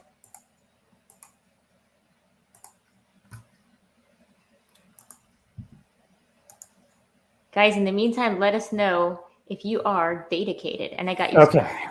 There we go. There we go. Okay. I'll jump back up. So the second one I'll dive into here real quick is really about a personalized approach to experiencing analytics within your application. So we recently released what we're calling these infusion apps. And what these are is they allow users to have a personalized Sisense experience directly in applications like Salesforce, Google Sheets, Google Slides, and even Slack. And so what this does is it's personalized for the needs of each user. It's not just a pre-canned dashboard. It's similar. As a sales rep, I can look for instance, I can get access to my customers, my opportunities, leads, and any other information I want. I can use natural language query to search for opportunities. I can add notes to this information and even add these to my bookmark in views of my Sisense instance. I can go further by summarizing the information I want into a chart or a graphic. And then once I've added this to my bookmarks or views, the great thing is this is all tied together. So if I want to go to Google Sheets and access my Sisense instance or Salesforce or Slides, it's all there. All that information that I did previously is all saved and available for me. So it's really, these types of infusions of analytics and making it accessible where users spend the majority of their time is what we believe will help not only drive more adoption of analytics, but improve employee productivity. And this is really part of that aspect of delivering insights where you work with embedded analytics. And I think that's it, Kate. I apologize. My other demo was probably going to take a little bit longer to get up. Oh, no worries. I'm glad we were able to see some parts of it. So thank you so much for that, Matt. We do have questions from the audience, but first I have a question around the user adoption. You mentioned that, user adoption could be pretty low. So I was going to ask you for maybe 2 quick tips that the audience can walk away with today. And how do we actually increase user adoption? Well, I think a lot of it starts with buy-in internally, right? You have to have the dedication from your executives that you want to make analytics a priority in your organization. Mm-hmm. So that's first and foremost. The second aspect would be making sure that there is a program in place to enable your users to adopt that. I've seen a lot of organizations that have dedicated training programs in their organizations to help with the adoption of certain software products. So 2 key points: executive buy-in and then internal enablement. Awesome. Thank you. A question here from George. He's asking, should a customer have an input on how the analytics algorithm is providing its end result to that said customer? Should a customer have input on how the analytics algorithm is providing its end result to said customer? Yeah. I mean, it depends. Like if you're embedding analytics in your application that goes to your customers, one of the beauties of a platform like Sisense is it is customizable. Mm-hmm. So you can restrict what's available to the customer, but you can also customize it enough to deliver the right experience that customer wants to give to their customer. If that makes sense. Okay, yeah, thank you for that. Last question here from Shreya, and she's just wondering if you have any insights on how analytics intersects with ethics. We did have a talk on data ethics previously. So I think this is maybe where it's coming from. So analytics intersects with ethics. Yeah. I mean, I think, for somebody that's been in the analytics space for a long time, I follow the data. If the data tells one story, that's the story I'm going to go with. So yeah, I don't have a great answer to that one. I think that is a great answer. Just listen to what the data is telling you and don't try to twist it in a way that you wanted to twist it. I think this was really, really insightful. So Matt, thank you so much. I think I'll end the conversation with, letting people know that they can go to SciSense, and I believe there's a free trial available that they can check out. Definitely. And there are more in-depth demos similar to the ones I showed as well. So if you have any questions, just reach out. All right. Reach out to Matt or go to scisense.com, get that free trial, check it out. Thank you so much, Matt, for your presentation. Thank you. Awesome. We're going to keep this DATAcated Party Expo conference thing moving. I'm going to go ahead and introduce our next speaker, Tina Huang, and she's going to talk to us about how to learn to code with project ideas. Now, Tina is a data scientist currently working at one of the FANG companies in tech. Previously, she interned at Goldman Sachs and worked a couple of years in bioinformatics cancer research. She's also a content creator focused on data science, learning, and productivity. I'm really excited to bring Tina up on our stage here. Tina, welcome to the show. Let me unmute myself. Oh, perfect. I can hear you now. I can see you. This is great. Excellent. We're off to a good start. Let's just keep it rolling. Yes, let's keep Thanks that so much rolling. for the introduction. Yes, absolutely. I'm going to hop off the stage and let you take it away. Okay, cool. You can see my presentation as well. Amazing. All right. Yeah, so thanks so much for the intro. In this talk, I was watching a few other ones previously, and it was very interesting to me because I come from more of a technical background. So it's more like, for me, business is what I've been learning more about, and more like the coding, the technical stuff is where I got more of my official training from. So it's been really, really interesting. So what I'm going to talk today about is how to learn to code.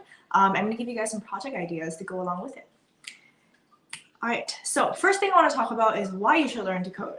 So this is something that, I feel like I don't have to talk too much about. A lot of you guys here are interested in data science. You guys are into data. So, coding is something that it's almost like a natural extension to that. But there is one point that I do want to emphasize, right? So with coding, it gives you a lot of freedom.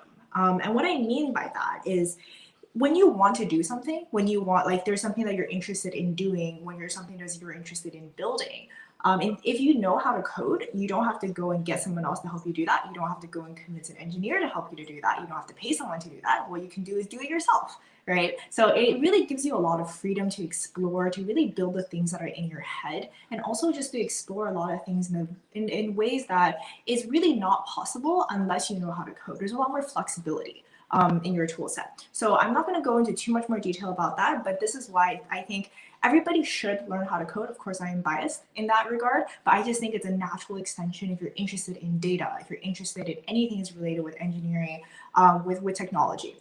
So moving on.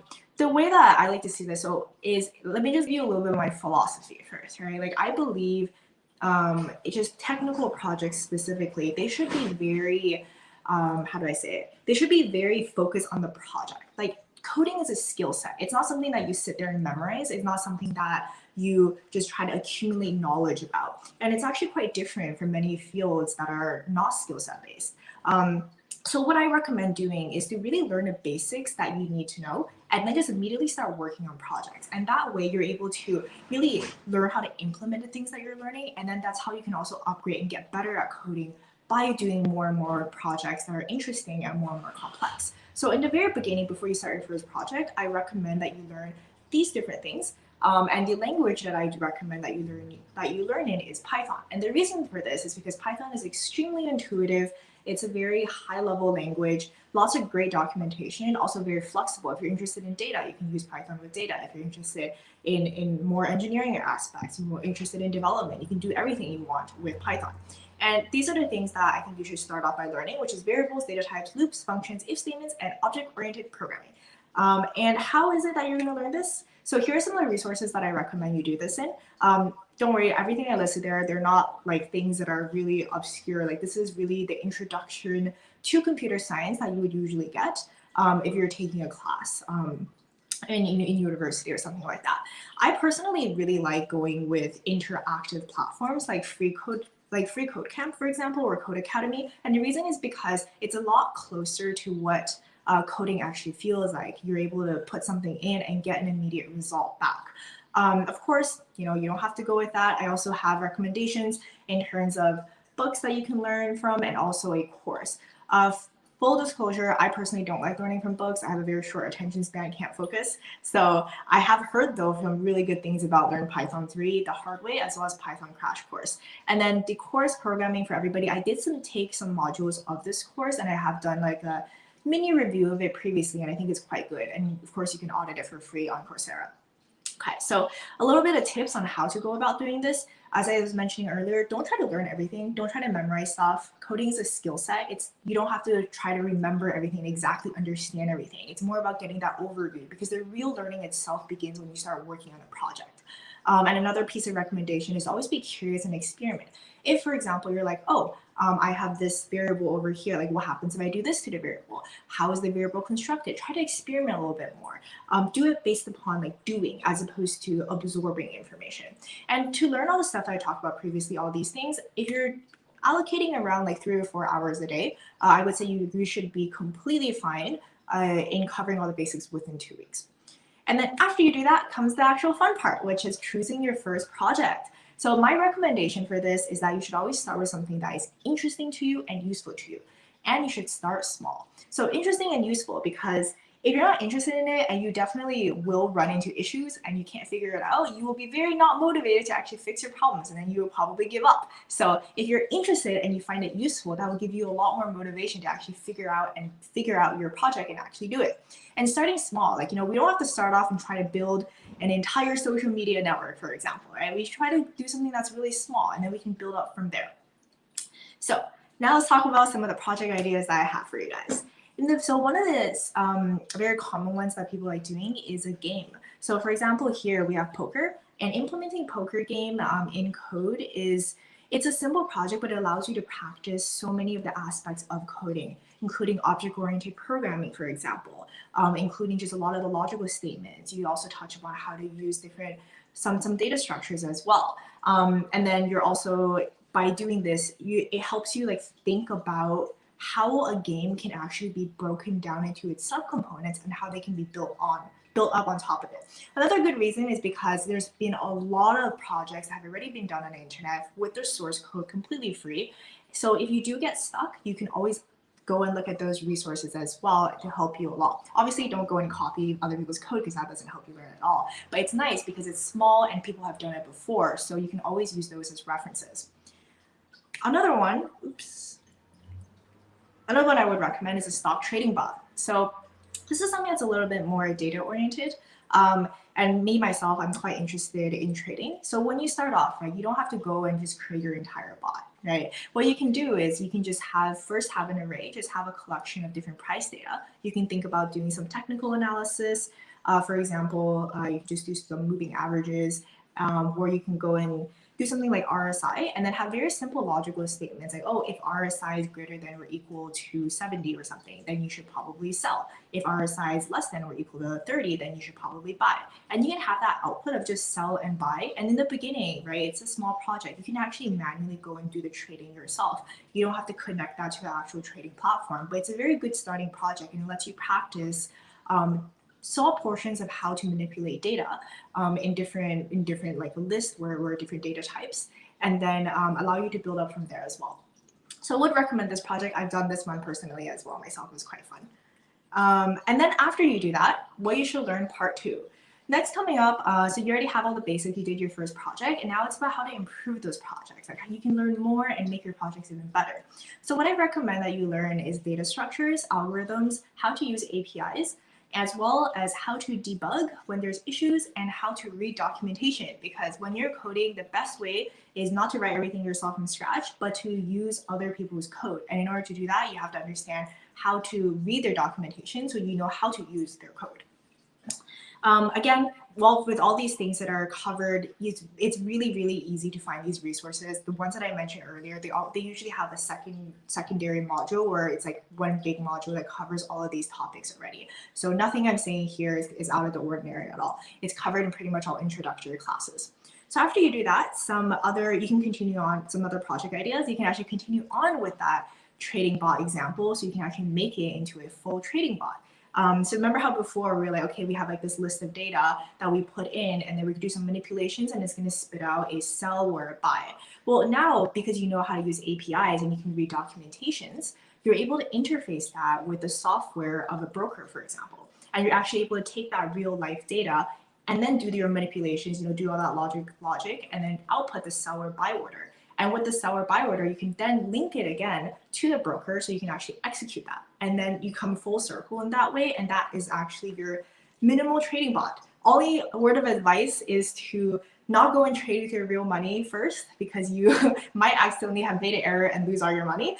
And that would be bad. So definitely start off with using like paper money, like just try it out doing simulations and stuff. But that's it, right? Like you have a version of a bot just by doing that.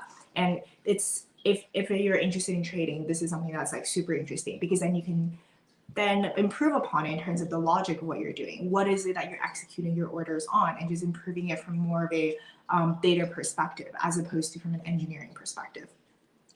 All right, another one I would recommend doing in terms of a project is maze algorithms. And these are great because when you're learning algorithms, this is a really cool visual way for you to see how these algorithms actually function. So you have a maze that's happening, and there are certain algorithms like Dijkstra's, for example, or Bellman Ford. And it's a way for the algorithm to figure out how to traverse through this maze in the shortest path possible. So it's really fun. Again, a lot of projects, if you just Google maze algorithms Python, lots and lots of projects have already been done on it. And it's a really cool visual way of seeing how the algorithm works. And again, you can actually improve this yourself as well. You're like, okay, like this is what the algorithm did, but there's actually a better way of doing it. So you can start trying to improve on that, try to use different algorithms and see what happens from there. Next up, because we are talking about data science and this is a data science conference, I think that in terms of data science wise, which I should also cover some of the things you can do in terms of data science projects. So for data science, I would say things that you should start off by knowing after you cover all the basics is some modules that are data science specific, such as NumPy, pandas, and then also choosing a visualization is the beginning step. I listed some examples here like Matplotlib, Plotly, and Seaborn. There's a lot of different visualization modules. You don't have to learn all of them. You can just choose one. Personally, I actually prefer Seaborn because I think it's really pretty. That's pretty much the only reason, but a lot of people do prefer Plotly, for example. And then I would recommend just trying out doing some exploratory data analysis. I do have an entire video that's dedicated to this if you're interested. Small plug from me, but also because this is a 10-minute presentation that covers all the other topics if you want to start doing machine learning, for example. If you want to do like databases, these are all things that you can learn. But I think what I listed here is the minimum in which you can actually do a project in data science. And what's a good project to do? One of the really cool, simple, easy ones is a sentiment analysis one. I also did this myself. You can look this up on my GitHub. Just search my name on GitHub, and then I have all the source code for it. And what I did was I took YouTube comments from my own channel as well as other people's channels, and then I used a sentiment analysis, which is an ML algorithm, which you can usually call using an API, because you learned about APIs previously. And then you're able to get the sentiment, like how good or bad the sentiment is for specific comments. And you can do some really cool visualizations and classifications based upon that. So this is also a really good beginner project that I would recommend that you can start off with. And like any other project, you can start improving it, say, oh, like this sentiment is not very good because of the way that the language is written, right? So you can consider training it using different types of data. You can also consider, okay, like, this sentiment, like it has like these certain aspects to it. Like how can we restructure the data in a way that it's better for the algorithm? Or can we use a different algorithm so that I can get better sentiment analysis results based upon that specific data set? So lots and lots of things that you can do to improve on as well. Cool. And then finally, I just wanted to end with some projects that if anybody out here is in the job search, job hunt, I want to just also include some projects that you can do, which I think is extremely beneficial in you getting a job. At least I can say for myself, The reason how I managed to get my job has a lot to do with me working on real life projects that had a real life impact, which then was perceived as me having experience in that field compared to when all the other new grads who were doing a lot of personal projects, right? Like projects I mentioned before, which are really cool, really fun, but they didn't really have impact in their real life. So I think if you're a student, especially where you're someone who don't have a lot of experience in this field, what can really set you apart is working on projects that are just that actually have real world impact. And it shows that you're able to collaborate with people and actually produce things that are not just, you sitting there making your own personal project and putting it on your GitHub. So really briefly, some examples of this. If you're a student, research is amazing. Like this is how I personally got got my start in terms of real life impact. Go to some of the professors in your school. Just be like, hey, can I do research for you? Do some data analysis, I'll do it for free. You generally say yes because you're doing it for free. And then they'll probably just give you some data and then you can do some research with them. Maybe you can get a publication out of it. At least you can get a referral out of it.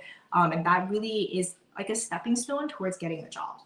Another example was pro bono consulting. This is also something that's very, very common on university campuses. There's usually partnerships with different companies, and then you can consult in terms of taking the data and then advising companies on how it is that they can improve their current structure, how it is that they can save costs, how it is that they can increase revenue. And this is also an example of how your analytical skills was able to then improve a real life company. And then finally, this is for everybody, go to meetups, like something like DATAcated, for example. This is how you meet a lot of different people who are working on different projects. And you might find that somebody is, hey, looking to hire someone, or maybe they just want to work on a project, looking to someone to work on that project with. And once you start that networking process, when you meet these different people, really opportunities start coming. You start to see that it's not like I have to get a job, so I just start applying for jobs. Like there's a lot more nuance into that. Just putting yourself out there, networking, going to these meetups, you'll find that there's lots and lots of opportunities out there. And eventually that will lead you to a job. I have full faith in that. So that comes to the end of my presentation, actually. I hope I was doing good in terms of time. Yes, absolutely. Thank you so much, Tina. That was a phenomenal presentation. So many insights there. Guys, you have no more excuses. If you're looking for projects to do and you missed a session, just watch Tina's session again. So many great ideas for projects. Tina, a few questions for you. And I'll start with a question that I was thinking about is, what was your first project in data? That's a great question. Mine was in research, definitely in research. It was, let me think back to it. I started off in pharmacology, which is the study of drugs. I was not in bioinformatics at that time. I was actually pre-med, wanted to be a doctor.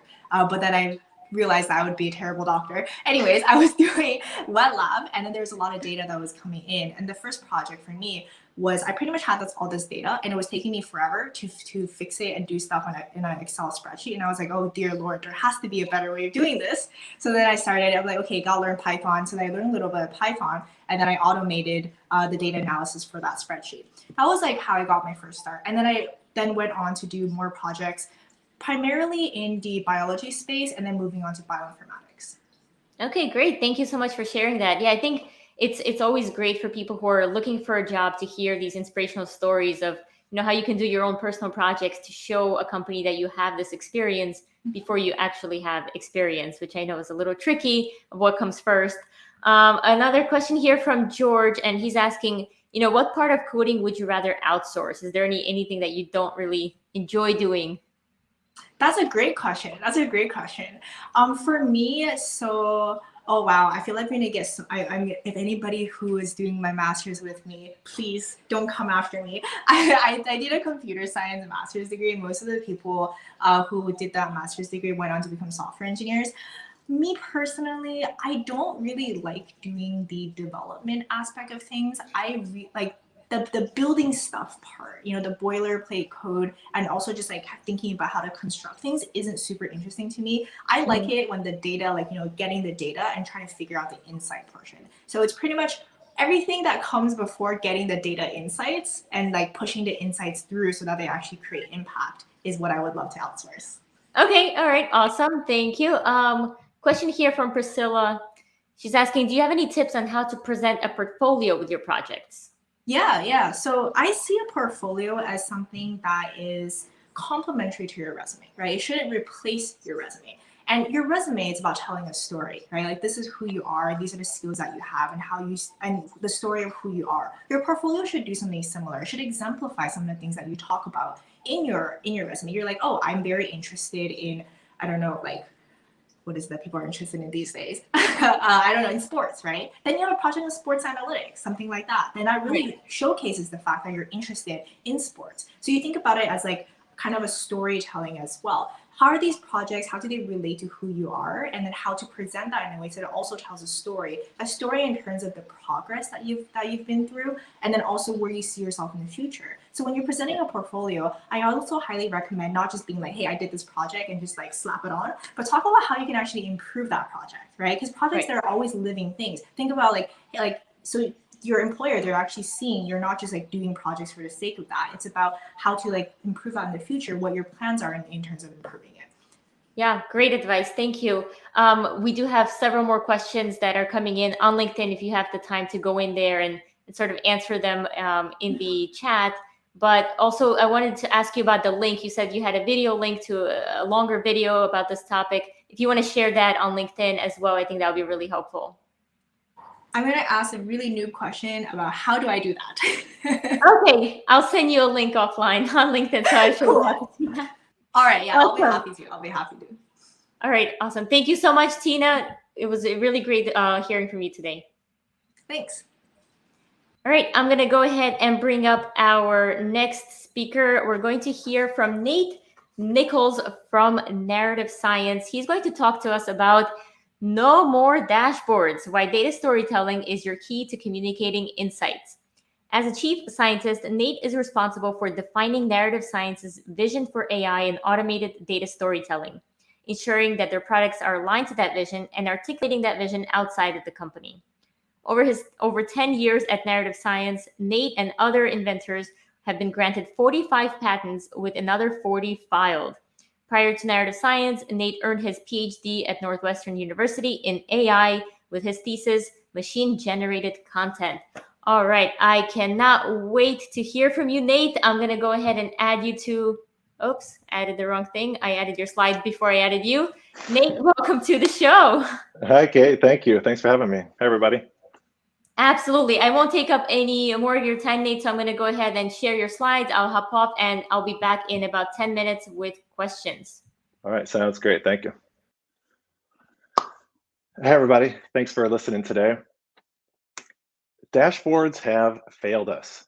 They've had 20 years to realize their vision of having everyone in the org understand and act on data, and they have failed completely.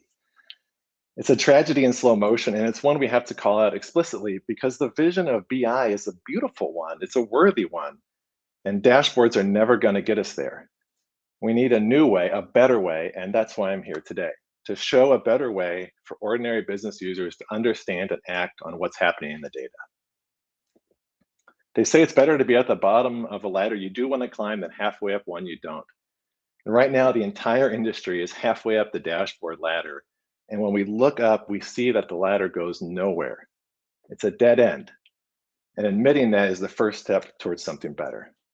So how do we know that dashboards aren't working? Well, we know because they haven't broken through the 30% ceiling. Now, if you care about BI adoption, this 30% ceiling will haunt you, right? It shows up everywhere. With dashboards, only 35% of employees get insights in a way they can act on. 31% of employees feel like their org is data-driven. That's actually down from 34% the year before. About 30% is the best conversion rate you can hope for with any dashboard you build. 30% is the penetration we usually see with BI and advanced analytics tools. 30%. 30%. We've had dashboards for 20 years, and we're talking numbers in the low 30s. Can you imagine if 20 years after Google search came out, you only found what you're looking for about 30% of the time? 20 years after Alexa came out, she only understood you correctly 30% of the time.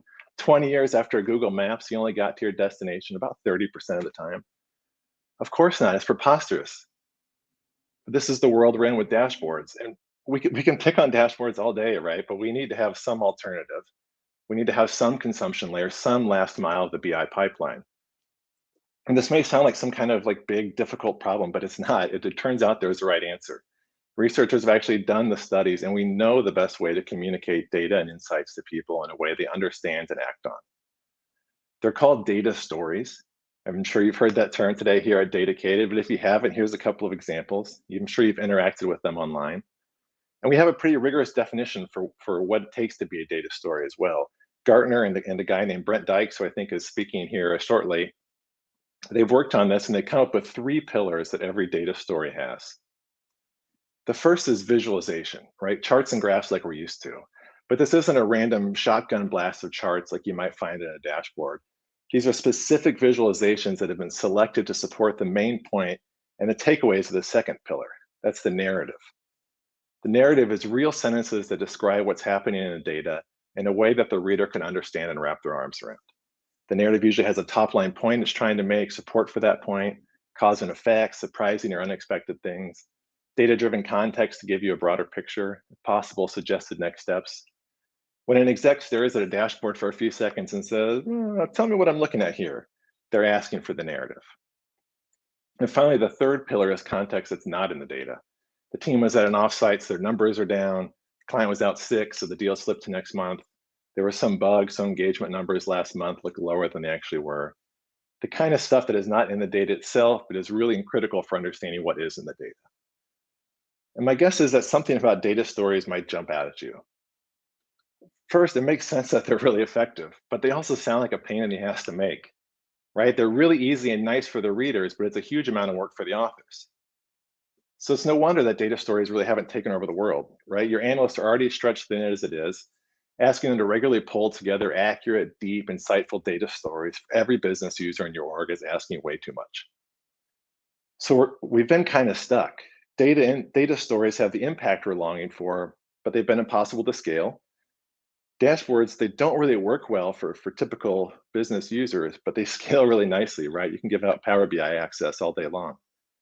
And so this is the impasse we've been at for years, and so we've collectively kept climbing that dashboard ladder to nowhere. But this is exactly why I'm so excited to be here today. Because we're at Narrative Science, we found a new way forward, a way to deliver data stories and their impact, but with the scalability of dashboards. It's called augmented data storytelling. It's AI that's powerful enough to understand what's happening in the data and what matters to you, write that out in plain language, choose appropriate visualizations to support, and make it easy for readers and users to annotate and provide context that's not present in the data. It works for any combination of metrics, filters, and parameterization of your data, and it writes data stories in seconds. It's like having an eager, informed personal analyst for every single business user in your org. Now, it's taken us 11 years and a crack team of PhDs, linguists, and analytics experts to build out the technology. We've got 45 patents on it now and 40 more pending. Our tech isn't perfect, but it works. We've cracked the nut, and it's getting better every day through both our engineering efforts and what it's learning from our users. So at the highest level, it works like this. Our system takes as input your business data as well as an understanding of your overarching question. Do you want to know about sales on the West Coast last week, how your recruitment funnel is looking this week, how your inbound leads break down by source, what your best customer service rep is doing differently than the rest of the team? Based off your initial question and what it knows about you, the system begins exploring the data on your behalf, chasing down leads, looking for drivers, understanding possible impacts for the future. Then it pulls all that information together into a well-structured story, writes it out in language, chooses suitable visualizations to support, and then makes it available for the user to read, share, and act on.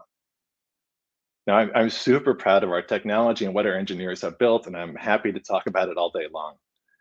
But it turns out that a miracle machine that can write data stories in seconds is only half of the equation we need to build out a true replacement for dashboards. The other part of the equation is this: where did these stories actually live? What is the experience for doing the reading, sharing, and acting on? And the good news here is that we've got 20 years of prior art in how to build great, engaging, modern experiences that people return to again and again. We've got 20 years of good ideas for us to study, adapt, and build into our product.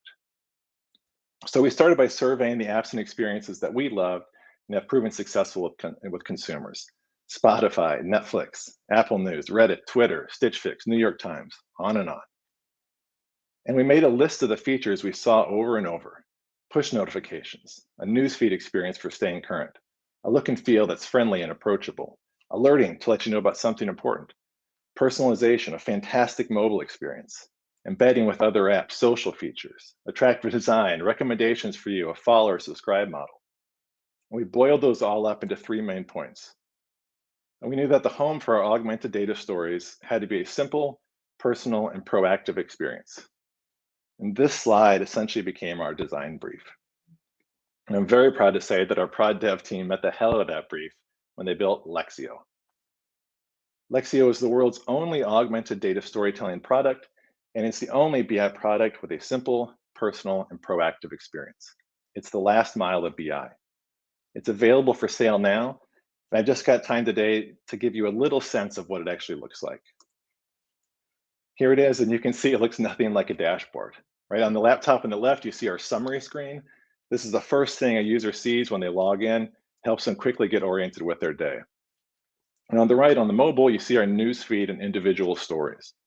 Our newsfeed is curated for each user and what they care about and what matters to them. And the story interface allows users to dig deeper without losing that broader context. So now you've seen just a little bit of Lexio, and I'll bet you fall into one of 2 camps. The first camp is usually smaller. It's people who see Lexio and think, nah, I'm good with the status quo. And if that's the case for you, then no hard feelings. That's on me for not convincing you. I'll check back DATAcated next year to see if you're sick of your dashboards yet. But my guess is that you're in the second camp. You've seen Lexio and you kind of think you've seen the future. You're having the experience of the guy riding in a horse-drawn carriage when the first gasoline-powered car goes roaring by. The experience of being in an Apple store with a BlackBerry or a flip phone and playing with your first iPhone. It doesn't mean you're ready to buy Lexio today, but you're curious. Maybe you've got a few dashboards that you know are important, but no one is looking at them. You're wondering if the Lexio model will work better. Maybe you know you're doing great work, but your customers aren't looking at the dashboards you built to demonstrate that. You're wondering if Lexio could help them understand the value you're already providing. Maybe you want to learn more about our data governance. You want to talk to other customers of ours who have deployed Lexio successfully. Absolutely, all of that is important. But more important is that little tickle in the back of your mind, that little certainty that we are right. Dashboards do suck, and they're not going to get better now when they haven't meaningfully changed in the last 20 years. Data stories really are the best way to communicate data in a way that impacts decision-making, which is literally the entire value prop of BI. These stories really do need to be AI generated if we're going to have them at anything approaching the scale we need. And the stories really do need to be provided in an engaging experience that earns its place on your business users' home screens. You agree with Gartner when they say in 2 to 4 years, data storytelling will be the primary way that business users access data and analytics, and 75% of those stories will be generated automatically. If I'm talking to you right now, then please do something. Check out our site and try the online demo. Schedule a free trial with one of our reps. Hit me up on LinkedIn. Do something to stop throwing good money after bad, to stop climbing the dashboard ladder to nowhere, and to start climbing the ladder to Lexio's treehouse. We've got conference rooms full of people aligning on decisions instead of arguing over dashboards. We've got home offices where people's downtime is spent with their friends or family instead of writing little bullets under screenshots of charts. We've got one-on-one meeting with open, informed communication and conversation instead of gotchas and defensiveness.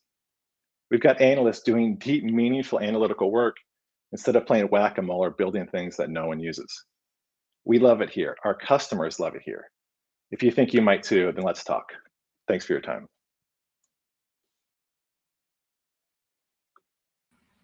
Awesome, Nate. Thank you so much for that really great presentation. I have my first question here is, what would happen if we only achieved 30% of our destinations using Google Maps? I just pictured it and like, I want to go to the library and only get there 30% of the time. I think that metric is really powerful. We do have lots of questions and comments coming in from the audience. So I'm going to go ahead and jump in and start with Bob's question here. And he's asking, why is audio often not considered in storytelling? Because it seems like we are focused here on text mainly. It would seem that it could further augment or replace visualization, narrative, and context. So wanted to get your thoughts on that. Yeah, I think that's a great push, Bob. And one of the things we're really excited about with Lexio, and we've actually built this out as a sort of internal proof of concept to make sure it basically works. But as as Lexio is getting a better sense of what matters to you, it's able to really sort of lean in and understand the stories that are going to resonate with you. And from there, it can start to build out longer form packages. And so one of the things we're really excited about is Lexio actually producing like a morning podcast for you, right? On your commute into work, you could have a 15-minute daily update about all the sort of business data, and it's created exactly for you. It's about your teams and the metrics you care about and the goals you're on the hook for. So I think audio is definitely a big part of Lexio's future. Awesome. Thank you for sharing that. It looks like David here says that his company already uses Lexio, so that's cool. I guess he was trying to get his company into using Lexio, and they found out they already use it. So that's great. Great, glad to hear it. Yeah, we have a question here from Scott Taylor, and he said he heard something that you did with local kids sports games. Can you tell us more? Yeah, so like you said, kind of introduction, Kate, I've been at Neuroscience for a long time, and a lot of what we did, particularly at the beginning, sort of early days of the company, was more around report replication. And one of the kind of reports that we did a lot of work around was actually baseball game recaps. And so if you're familiar with the Game Changer app, which is a really common app for little leagues that lets parents and coaches and stuff score. I think I might have that for soccer, but it might be something else. I don't know. Okay. Yeah. I don't think we do soccer ones, but we do definitely do different little league. But yeah, that was our technology. So it'd be parents or coaches inputting what happened, and then our technology writes stories, these little league game recaps. And it's a model I really like because there aren't a huge audience for any one of those particular stories, but we've heard from a lot of grandparents and aunts and uncles and parents who are traveling for work that still get to sort of feel some of that experience. I know it's really exciting for the kids as well. So it's a great example of what you can do with targeting a very sort of small audience for each individual story. You can create really great content that way. Awesome. And we'll just take one last question here from Lena. She's asking, is this a replacement for CRM products or something to use alongside them? Yeah, so this Lexio is really being positioned as you would do CRM to sort of generate the data, and then Lexio would sit on top of that and really help you understand what's happening with your CRM data. So we're not actually like managing customers and that kind of stuff within Lexio, but any of that kind of reporting, anywhere there's a dashboard today, particularly that's targeting non-technical users, people in marketing and sales and customer success and HR. All those kind of folks are exactly the right audience for Lexio.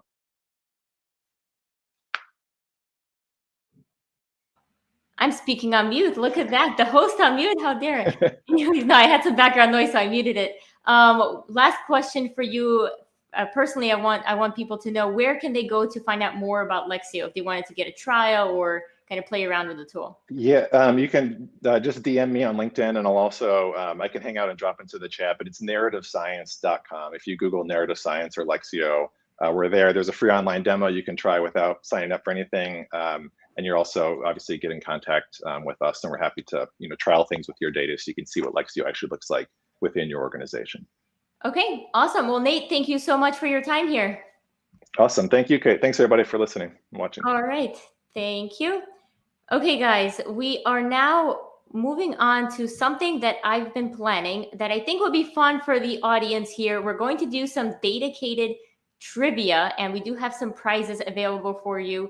All you have to do is use the comment section in either Facebook, LinkedIn, YouTube, Twitter, or Twitch to participate. And first, let me tell you the prizes. We've got a prize from Data Science Infinity from Andrew Jones. We've got Data Career Jumpstart from Avery Smith. And we've also got some DATAcated courses that we're giving out. So all you have to do is get as many answers correct as possible. We're going to review the chat after the sessions and select winners. So our first question here is, who is the author of Between the Spreadsheets? Now, your options here are George Firikin, Susan Walsh, Andreas Kretz, or Brent Dykes. Let's see how well you know our DATAcated speakers here. This is also a great test to see who's been around and who's been paying attention to some of our speakers, because if you were here from the morning, the answers would be pretty obvious to you. So I'm going to give it a second and see what responses we're going to get in here. It would be helpful if you type in, I know it's going to take a little bit longer and it's fine for the first question. If you can type in the full answer going forward would be great, because when I ask the second question, some people are still answering the first and it gets a little bit confusing. But the comments have just exploded with a resounding answer of either Susan Walsh or B. And it's literally hundreds. Oh, we do have one George Farrakhan, and the rest seem to be mainly Susan Walsh. I don't know if people really just know this to be the answer. They're confident in their answer. Susan creates Scott Walsh. I love it. Or if people are just seeing what everyone else is putting. But either way, you're right. Susan Walsh is the author of Between the Spreadsheets, her new book. And she gave a talk earlier today about dirty data and how we cleanse that. All right, moving on to question number 2. This is company related. So blank provides APIs for customization to build personalized analytic experiences in any application or workflow. Is the answer Excel, Yellowfin BI, Sisense, or Domo? Now, this is going to test a little bit of your knowledge of the BI landscape. So which of these companies really focuses on APIs for customization to build personalized analytic experiences in any application or workflow? Hopefully that gives you a few hints in there. So I'm going to go ahead and look at some of the comments and see what you guys are saying. Let's see, we've got a lot of Sisense coming in. Gerald says Sisense. Mike says Sisense. Matthew, Sisense. Lots of Sisense coming in. You guys are really good at this. I think next time I'm going to come up with more difficult questions. I will let you know that yes, you are correct.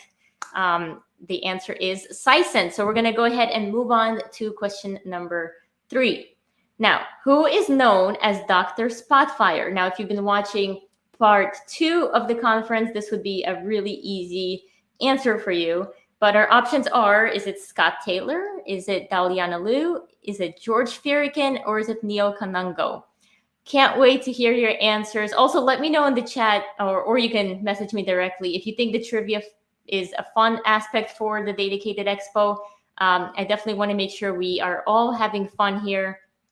Okay, we've got answers coming in, and it actually really helps that you're putting in the answers as text instead of just a letter.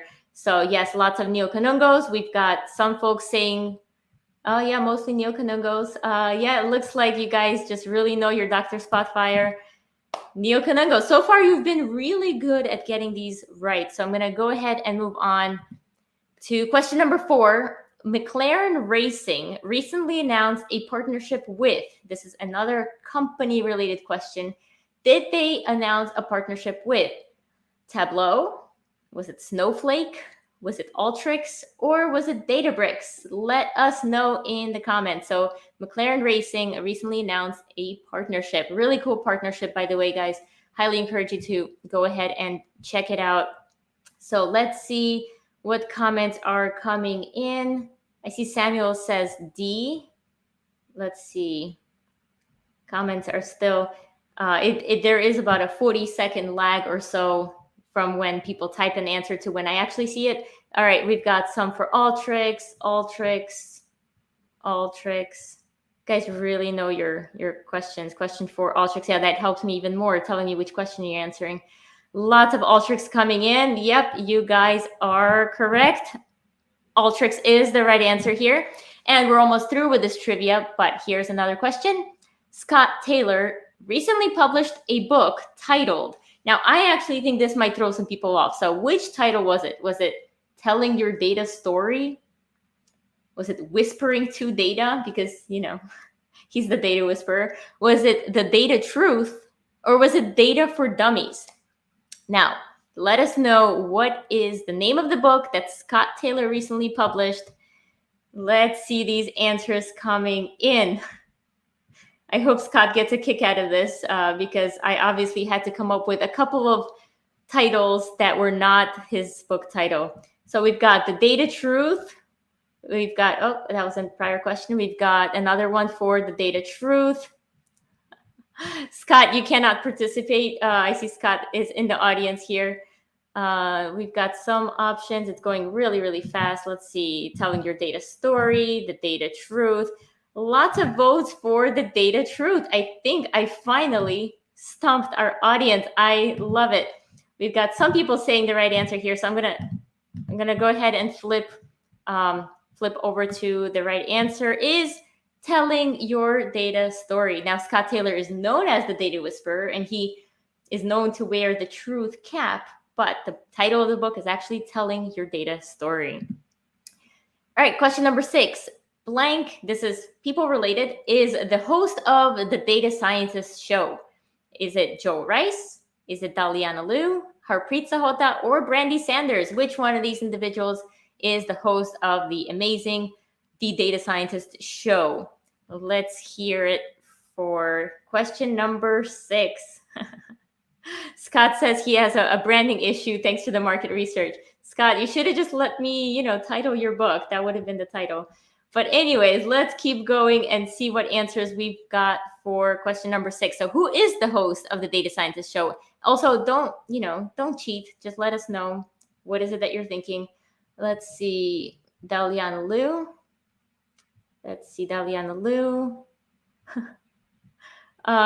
Joe says, I guess this is for the prior question, the data truth and false. That's interesting. Daliana Liu. Lots of folks are voting for Daliana here. So I'm going to go ahead and show you the correct answer. You're right. It is Daliana Liu. She is the host of the Data Scientist Show. And we're going to go ahead and go to our next question here. Now, the question is, which product delivers personalized data stories for everyone to help them improve decision making? Is it Power BI? Is it Talk Data to Me? Is it Google? Or is it Lexio Narrative Science? Let us know in the comments. This should actually be probably the easiest question here, but let us know in the comments what is the correct answer, which of these companies or which of these products delivers personalized data stories. Let's see, we've got Dheeraj giving us answers for all the questions. I do think there are only 7 questions, so this probably is the last one. So guys, let's hear your answers. We've got lots of Lexio coming in, Lexio Narrative Science. And the answer is Lexio Narrative Science, which is awesome because we actually just heard from Nate Nichols, which, he talked to us about narrative science and their product Lexio. All right. Awesome. Thank you guys for playing the game. Like I said, I'm going to review the answers. Hopefully you had fun. Let me know in the comments at this point if you found this fun. I'm definitely going to bring the trivias back if this is entertaining. At this point, I'm going to go ahead and ask you one last question. Let me know how many did you get right. This actually will help me personally when I'm looking through the hundreds of comments. So if you can tag me and let me know how many you got right, that would be super helpful. All right, at this point, I'm going to keep this data party going, and I'm going to introduce our very next speaker, Brent Dykes. He's going to talk to us about how to move beyond data telling to data storytelling. Now, Brent Dykes is the founder and chief data storyteller at Analytics Hero. He's also the author of Effective Data Storytelling, How to Drive Change with Data, Narrative, and Visuals. Brent has more than 17 years of enterprise analytics experience at Omniture, Adobe, Domo, and Blast Analytics.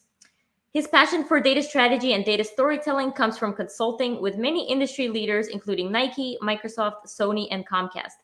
He is a regular Forbes contributor and has written more than 40 articles on different data-related topics.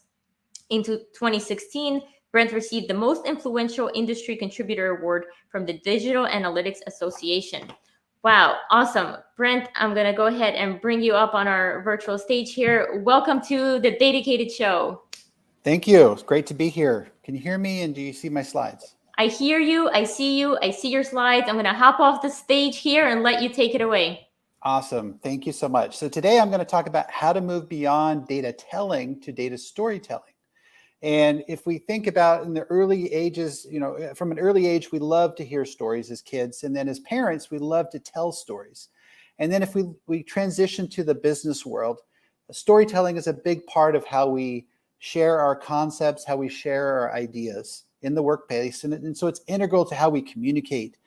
And then with the increase in data and how we have more and more data at our fingertips, that means that we're seeing the emergence of data stories and how they're coming into the business. And so if I was to ask people, okay, what do you need for a data story? I think many people would say, well, there's two things you need for a data story. There's a visual, right? So you need some kind of visual, a chart or something that's communicating something about the business. And then you have some text that kind of helps to describe or explain what you're seeing in the visual. And so if we go into what that could look like, it could look like something like this, where we have an annotated data chart, right? So we're looking at here, we've got weekly sales performance. We see a spike in our sales compared to last year. We're up 45K. And then on the right here, we have some text that's kind of, let's take a closer look at it. So we have some time period context. We're looking at how we compare to the previous week, or how we compare to same week last year. We might have some other related details. So we've got closed deals that happened that week as well, or average deal size. And then we might have a correlation here. We might have a little bonus correlation here where we're seeing that this top rep had the highest sales in this week. And so what we're looking at here is a lot of information that can be very helpful. But the thing is it's focused on the what. And the key difference between what I feel is data telling, which focuses primarily on the what, and actually storytelling, is where we actually get into the why. And let's dig into this issue here. We've seen, or this, it's exciting that our sales have gone up, but we don't understand why. And so let's dig into the why. Let's dig a little deeper, do a little bit more analysis. And so we find an interesting data point here that the East region of our 4 teams, they drove 2/3 of the total sales that week.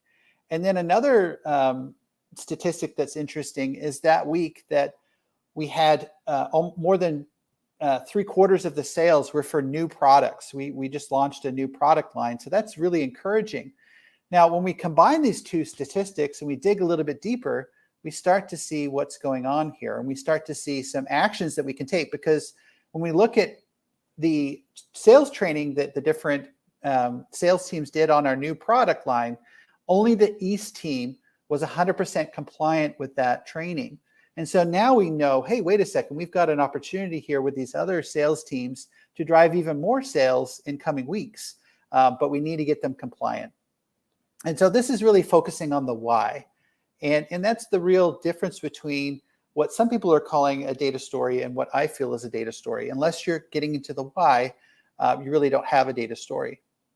Now, another way to look at this I think is very helpful is looking at it from the descriptive and the explanatory perspective. And a lot of times I like to watch these nature documentaries, either BBC or National Geographic, and you'll have somebody like the great Sir David Attenborough who's narrating and kind of making all of these rich visuals that we see really come to life with the background stories and what's happening. Now, if we take a data telling perspective, all we're doing is really describing what we can already see in this picture, right? We see, okay, a herd of elephants drinking at a small lagoon and a large elephant is spraying water. I can get that from the picture. It's not really giving me any of the additional information. It's just the what. Now, if we take it with a data storytelling perspective, all of a sudden we're getting into the why. We're giving much more color. We see that these elephants have walked a long way to secure, and imagine, Sir David Attenborough's voice saying this, not mine. But then they're forming this tight defensive position. We learned that they lost a young calf the week before to a pride of elephants. This is the why. When we look at this photo now, we have a much different perspective of what we're seeing. And the same thing applies to what we're trying to do with data storytelling. I think part of the problem that we have is moving from the mindset that is typically centered on reporting to one that is really centered around data storytelling. It's not to say that reporting is bad, it's just that it requires a different focus, a different mindset. So let's get into some of these key differences that kind of shape our approach. I've already talked about descriptive versus explanatory, the what and the why. The next key difference that I'd like to highlight is reporting is about being comprehensive, right? So if we have 5 products, we would report on all 5 products, even if only one of them had anything of interest. Whereas with the data storytelling approach, we're going to be much more selective. We're only going to focus on the product that has an issue. We're not going to worry about the other products that didn't have anything going. Another thing is that with reporting, we're focusing on summarizing the data at a high level, the what. Whereas with the data storytelling, we're really going deep. We're really examining the data on a much deeper level, multiple layers potentially, to really examine the why and understand what's going on. Another kind of interesting factor about reporting or data telling is it's recurring, right? So it's happening once a day, once a week, once every other week, quarter, annual, what have you. Whereas with the data storytelling, it depends on the insight. You know, when we have an insight to share, we need to build a data story to share that, and it becomes kind of a single use kind of occurrence. And then lastly, a lot of what we're trying to do with reporting and the expectation we have for reports is that we'll be able to make observations on those reports, and then it'll foster questions. And that's great. You know, if we can understand, or we can start to generate more questions and curiosity about the business. Data storytelling, on the other hand, is really about taking insights and converting or tying those to recommendations. How are we going to move forward with this insight? How are we going to seize it to fix a problem or seize an opportunity? Now, these are related. A lot of the work we do on the reporting side will then fill, you know, the questions that we generate through the reporting will lead to insights that then lead to recommendations. Now, what I'd like to do in the last little bit here is give you 3 tips. And one of the tips I'd like to talk about is, how do I transition from this reporting mindset that I might be in? You know, I'm used to generating a lot of reports. How can I do more than that? And I think the first baby step that you can do is just focusing on, you know, if you're looking at those reports, what meaningful observations can I generate from those reports? Is there anything else that I can add to really highlight key data points in those reports? And then hopefully those generate questions. And when they generate questions, we can capture them and then use those to then explore the data for answers. And now we're moving into the analysis. We're moving into the world of why, away from what, and getting into insights. Another key thing to think about with data stories is they're multi-layered. If we just look at the surface level of a data telling and data storytelling, we're going to see a slide with maybe a chart and some words, but that's just a scene in a data story. The next layer will be, you know, if we're telling a true data story, we're going to have multiple scenes within a sequence. These are all going to come together to explain something at a much deeper level, getting to the why and helping the audience to understand what we're communicating. Now, we're not done there with the sequence, right? That sequence is going to be part of an act of a larger narrative structure. And we're bringing together all kinds of content. We're taking people through this storytelling arc, which I talk about in my book. And this is a much deeper layer. You know, data stories are multi-layered and deeper than just a data telling. The last thing I think that is important to recognize is with data telling, often what we have text and we have the visuals together, but they're not always integrated. They're not always, they're related, but they're not working together as cohesively as they could. And the luxury of data storytelling is that we can go in there, we can tie the text, we can help the text to really connect with the numbers, connect with the data points, specific data points in the chart, and really bring our story to life.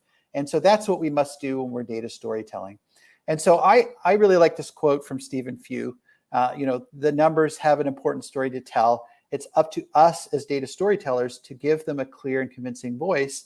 And I think if we can shift away from just data telling to true data storytelling, we're going to help some of these insights to go further and reach their full potential.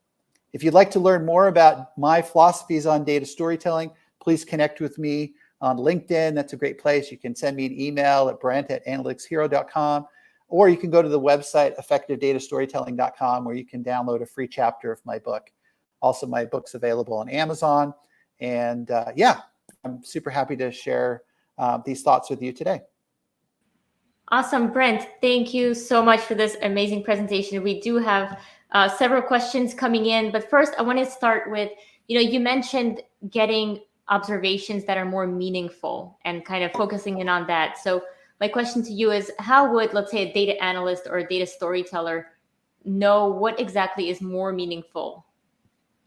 Yeah, in my book, I talk about a model I call it the 4D model, where we look at an audience and there's 4 key dimensions. So I'll do it real quick. The first dimension is, do we understand what problems they're facing? Is there a key problem that they're trying to drive towards? The next thing is an outcome. Is there a business outcome? We have this problem. What does the future state look like? And so understanding the target or the goal that they're working towards. Then there's certain actions that they're doing to move from that problem state to the future state. So we want to understand what the activities or strategic priorities they're working on. And then lastly, the metrics. And when I understand all four of these dimensions, rather than going into the data, obviously we have more data than we'd ever need. And having this kind of framework, I found it focuses our attention. It takes us down a path to meaningful insights, meaningful observations that are going to resonate with the business because they're focused on problems they're concerned about, focused on outcomes that they want to drive towards, focused on the activities that they're investing budget and resources on, and it's also tied to the KPIs that they're probably being bonused on. Right. Awesome. Thank you for that. Question here from Dustin. He says, what advice would you have for those who spend a lot of time in the analysis and may get too close to it to sometimes extract the high-level insights that will be meaningful to the audience? Yeah, I mean, kind of one of the things I would say is using that framework. I think having that framework in mind, the four dimensions, going into any kind of analysis, we have to have those cliffs where we realize, okay, we don't want to go beyond this. We want to stay within the boundaries of what's going to be meaningful, important to the business. It's going to answer business questions that they have. So I think having a plan before you go into your analysis is really critical, and having a framework or it's kind of like having a compass or a GPS device as you're going into a labyrinth, right? I talk about that in my book that we can get lost in the labyrinth of data. There's so many things, and it's like squirrel, we start to go that way. What? Where? Yeah, exactly. So I think it's like having an agenda, having a plan, going in with a purpose, and then maybe we don't always come away with something every time, but we're limiting how much time we're spending in the data exploring. And then if we can't answer anything on that first time, then we go, okay, what's next on our hit list? What's the next thing we can look at that would be meaningful to the business? Thank you for that. Yep, we've got Auntie saying he's looking forward to reading your book. And we'll take one last question here from David. How do you know when you have enough data to tell the real story? Yeah, that's a good question. I would say, so in my book, I talk about there's these different key components of a data story. And I'll give a quick version here. You have the setting and a hook. The hook is a major observation that's going to maybe rock the world of people. It's kind of, whoa, why did that metric go up? Why did that metric go down? Okay, so that's a key thing. You got to have that. And then I would say the next, well, probably even more important than the hook is, do I have an aha moment? Do I have a major takeaway, a major insight that I need to share with the business? Because it's shifted a great definition of a insight is it's an unexpected shift in the way I understand things. And so if it's shifted me, I want to share that with other people in the business so it can shift their understanding. Maybe it's how we think about customers. Maybe it's how we think about our processes or products. And there's something in the data that says, scrap that. You have to look at it a new way. And so that becomes our aha. And then it's just a matter of, I talk about in the book, moving from that hook with some rising insights, meaning there's some supporting details that we unpack, and then we get to our aha.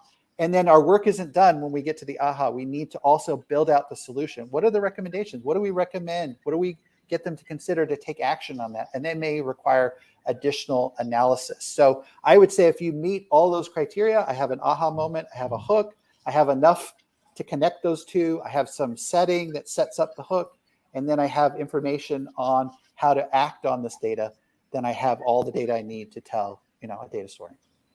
Awesome. Brent, thank you so much. I thought you were going to say something like, 1,000 rows of data, but your response was much better. Brent, I want to thank you again so much for a really insightful session. Lots of comments coming in saying this was really helpful for them. So thank you again for your time. Thanks, everybody. Thanks, Awesome. Kate. All right, before we move on to our next speaker, let's briefly hear from one of our sponsors.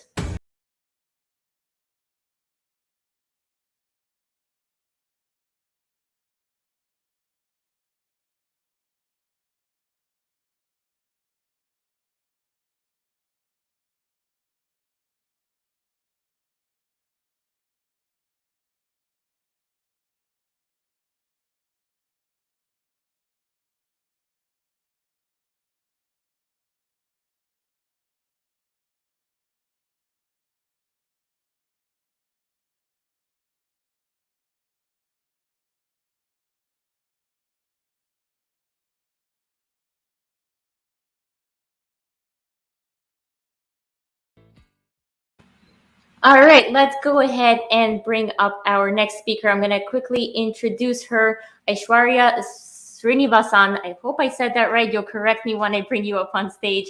She's going to talk to us about trustworthy AI.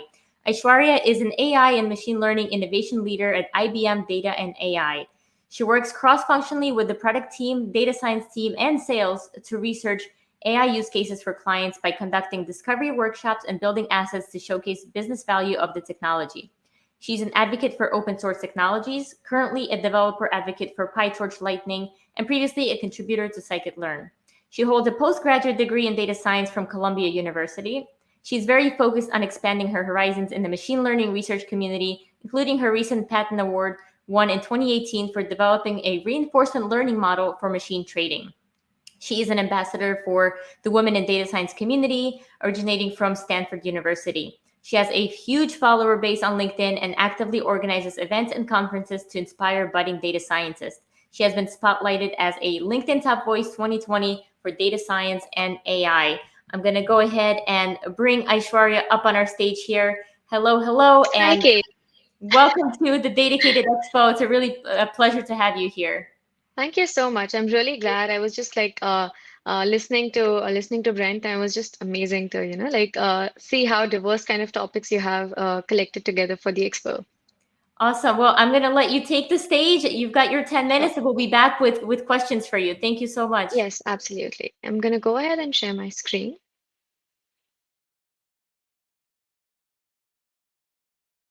Guys, get Let me questions know for if it's Aishwarya. Yep, okay. I see your screen. I've shared Okay. it. Letting you take it away. Okay, amazing.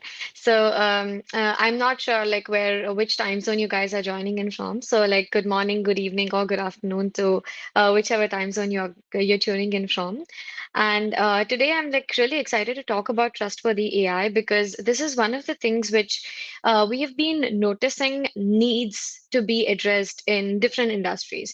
And that's what I wanted to talk about, like have a cross-industry perspective of what this means. When we are looking at it from different industrial perspective and what is a way that it can actually be integrated into enterprises.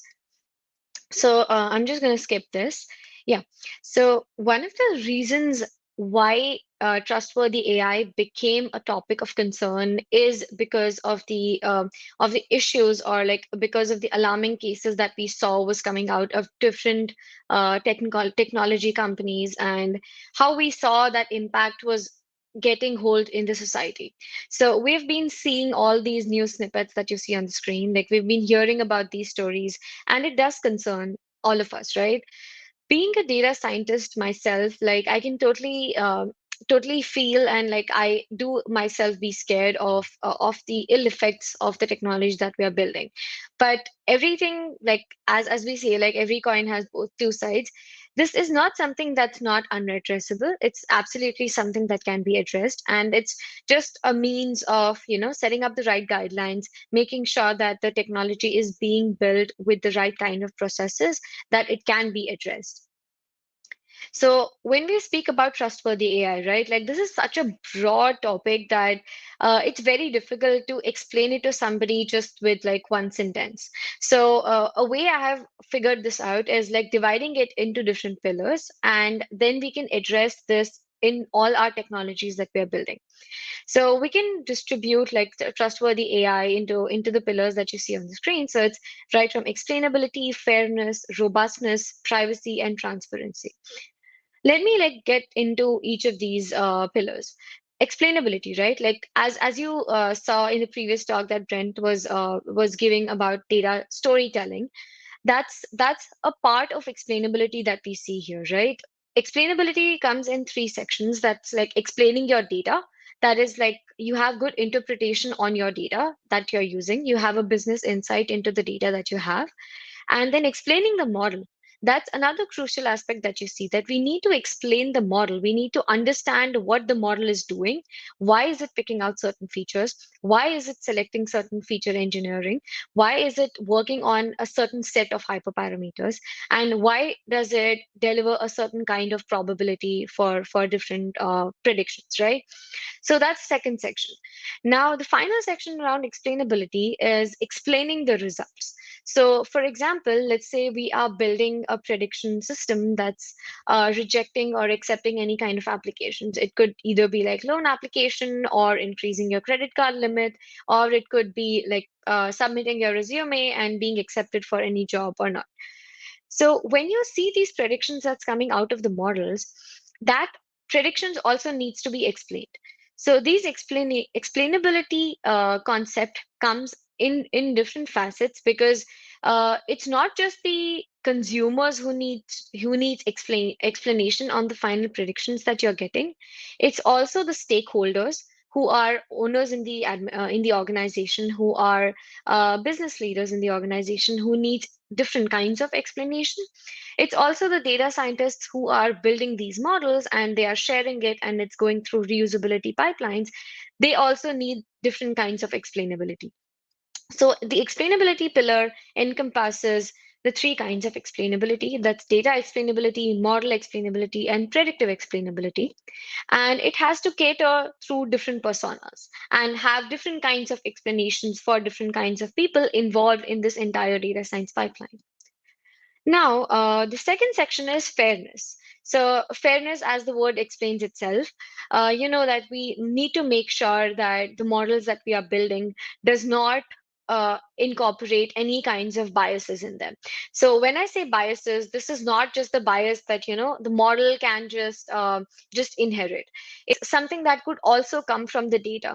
So we need to make sure that the data that we are feeding into the models are the real representation of the population data, which means, as an example, let's say we are collecting a data sample, which is like a small subset of data from a huge data set. We need to make sure that the bootstrap data that we have collected is actually a diverse or like a right representation of the major data set that we are using.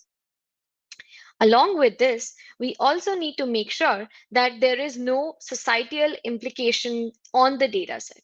What I mean by that is, as an example, if we are picking out, job details or information about different roles of people who are in a technology field, there is a chance that we might find that less women are being represented in certain roles compared to men. And that's a societal bias that exists and that we are able to see in the data.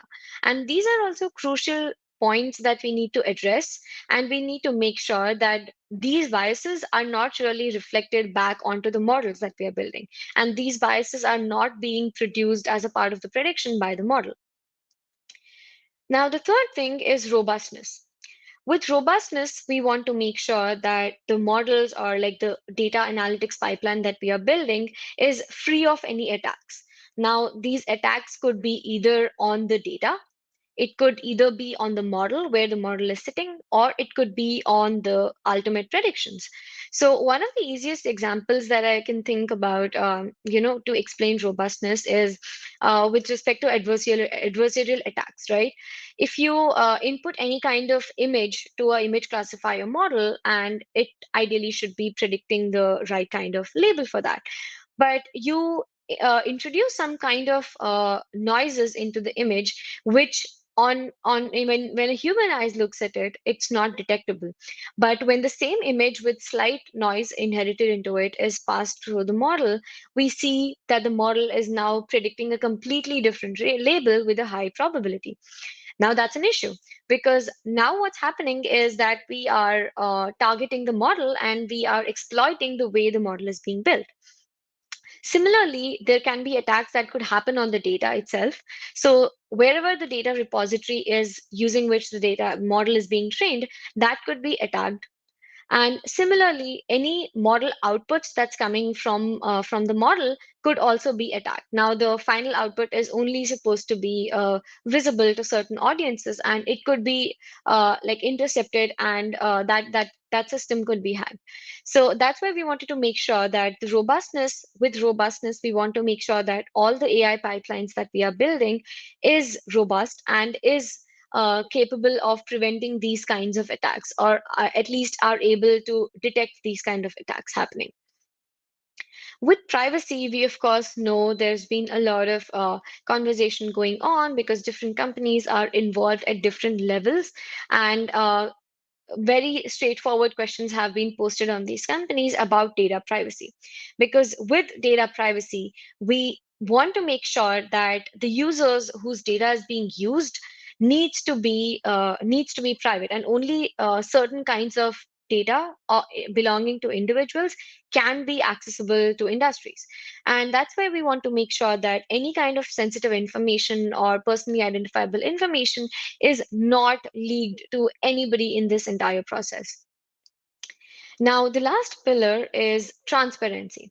So, what I mean by transparency is the entire process that any organization is implementing needs to be transparent to the consumers.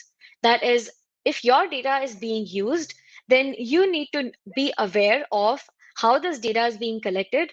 I need to be aware that my microphone is collecting data, my camera is collecting data without my notice, or like my keypad is collecting my data, etc. So the organizations need to inform the users about how their data is being collected, what is the intended purpose of the collection of this data. That is, we are going to use your keypad data for building these kind of models, or we are going to collect your audio data to feed in for your recommendation, etc.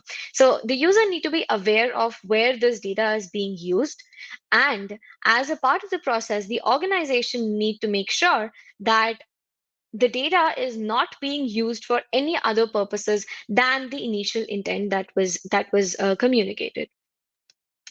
Now, we have to talk about, like, how do we do this? Like, it's now we have distributed and, like, gone through the different pillars of trustworthy AI.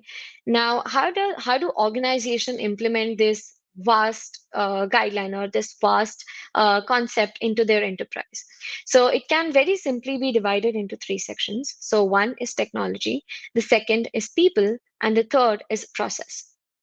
By technology, what I mean is the data pipelines that we build, the efficiency of the model that we build. So anything and everything around building these technologies is what needs to be addressed, and we need to make sure that we are making sure that all these different pillars are being addressed with the technology that we are building. So anything that we build, if it has to do with the data, we need to make sure that it doesn't contain any biases. We need to make sure that the data quality is good. We need to make sure that the models that are being used are in accordance with the final output that we want from the model. We need to make sure that the data does not contain any kind of private information, or it does not contain any kind of information that could induce bias in the model. So this is from the technology perspective. Now, the second part is people. For actually implementing these things, we need the right people, right? Like, we need data officers, we need people who are coming from the ethical background, we need people who are coming from psychology background, from user experience, etc., who can come together and make sure that each of these sections in the technology are stitching together in the right fashion. So we need people who can come to the table and actually represent the right diversity in the society, and they can make sure that the technology that is being built is actually reflecting to the right needs. And the final part is process. So any kind of technology that we are building with the people needs to be connected with the process. So we need to make sure that there are right guidelines, that there are written rules and regulations which people adhere to, and there is a process in line which helps people manage all the time spent on building these models, and how they are being delivered and how they are being consumed. So the process ties people and technology together. Now, the next thing that we see is, why is it really important for the organizations? Why do organizations need to invest in building trustworthy AI systems in their enterprise? Of course, brand reputation. Whenever we see big technology companies' name coming on the news saying that their models have been causing any issues, or they have like a societal damage, it does affect the brand reputation. So that is one of the concerns that companies would have, to have a good brand reputation, to make sure that the consumers of their products or services do trust in their brand. Second is increased regulations. Eventually, companies do have to get these processes and get the right people in their organization, because regulation demands so. We have seen European Union building regulations around it. We have GDPR, we have CCPA in place, which encompasses all these. So it's increased regulation, which makes the organization take hard steps on this as soon as possible. Then we have complexity of AI deployments, right? After a point when companies are experimenting, in the last decade, we have seen companies going from experimental AI to actually building AI, which are going and being used by the consumers. So as and when we have more of these AI systems built and more industries using these services, we need to make sure that all of them are working in a regulated, in a process-oriented manner. Last but not the least, of course, we want to make sure that we are taking care of the societal impacts of anything that we are building. So, as a data scientist myself, I do feel the need that I need to make sure that the kind of technology that I'm building does not have any ill impact on the society. So that's pretty much what I had for the presentation today. If you any of you have any questions, please feel free to reach out. This is my LinkedIn link. And yeah, I will be happy to answer any of your questions even right now. Awesome. All right. I've shared your LinkedIn link again, guys. Go ahead and follow Aishwarya. She's very, very active on LinkedIn, always posts great content. Thank you so much for this great presentation. We do have plenty of questions and comments that have come in, but I want to start with my own question. You know, when you were talking about the transparency side of trustworthy AI, question came in my mind is, you know, who's actually responsible for this? Is it the people or users? Is it the company that is putting out these data collection apps, or is it the government, or is it all three? I just love to hear your thoughts on that. In my opinion, the way it should be structured is, of course, the company, because every company has its secret sauce. They would not want, like anybody, any third party to be intruding into their process. So it has to be the company. But as I mentioned, there has to be the right people who are responsible for these within the company. So right now, I don't think a lot of organizations have appointed the right people. They don't have the right personas who are handling these specifically for building transparency and like governed AI systems. So that is something that needs to be incorporated in the enterprises so that they're answerable for the transparency needs. Awesome. Thank you so much. We'll take a question here from David, and he's asking, you know, as site visitors often don't read the privacy notices, how can we provide levels of opt-in, as the default will likely be to opt out of all tracking? So we do have options of opting out. So most of the apps are internet websites that you're using do have an option to opt out, and that's what I do majority of the time. But absolutely, I agree with David that the terms and conditions that appear, they are overwhelmingly huge for anybody to read and understand what's going on. And there are a lot of applications which will not let you use them until and unless you're actually opting in to their terms and conditions. And that's a fine line which I believe a lot of research is going on how to simplify the terms and conditions or the legal obligations of what's being put in that contract, or like the terms and conditions that we see, and how to make it more readable for any layman who's using it. So I'm definite that that should be something we should see in near future. Awesome. Looking forward to that. I tend to just accept most cookies because, you know, I'm on a site, I need to get to something, and this out pops this banner. I'm like, yes, take my data, give me what I need, which I do think most people are probably like that. But, Yeah. you know, you guys can let us know in the comments if you actually read those notices. We'll take one last question here from Kendall. She's asking if you have any suggestions for quantifying fairness. She's seen a confusion matrix spread across different groups, but would like to become familiar with other ways to check this. So confusion matrix is something that's with the model, right? Like what I mean by fairness is looking at the data initially before building in any of the models. So fairness, as an example, I can mention this, that let's say I'm collecting data in which 10% of the women are represented in the data set with resumes, skills, and the right kind of jobs that they are applying to, and if they were accepted or rejected for that particular job. If there is going to be 10% of the representation of women versus 90% of men, we need to make sure, is that something happening because of the subsampling that we are doing from the original sample, or is that how the data it looks like in the original population data? So if it actually like represents the society in which we live in, if it has diverse information, if it has the right kind of representation, then it means that the data is fine, but the subsampling could not be correct, like the way we are subsampling the data set. If the Mhm. subsample is skewed, then of course we can go back to the population data and collect the right kind of distribution. And like measuring the distribution itself is like one of the best ways you can do, and see if like the right age groups are being represented in the data, the right gender, the right race, caste, anything is being represented in that data set that we're using. Okay, awesome. Thank you so much. We do have more questions coming in. If you do have time to hop over to the LinkedIn chat, would be really Sure. cool if you can respond to some Absolutely. of those. We are out of time here, however, so thank you so much, Aishwarya. I will see you online, and we're gonna get this Thank data you. party moving.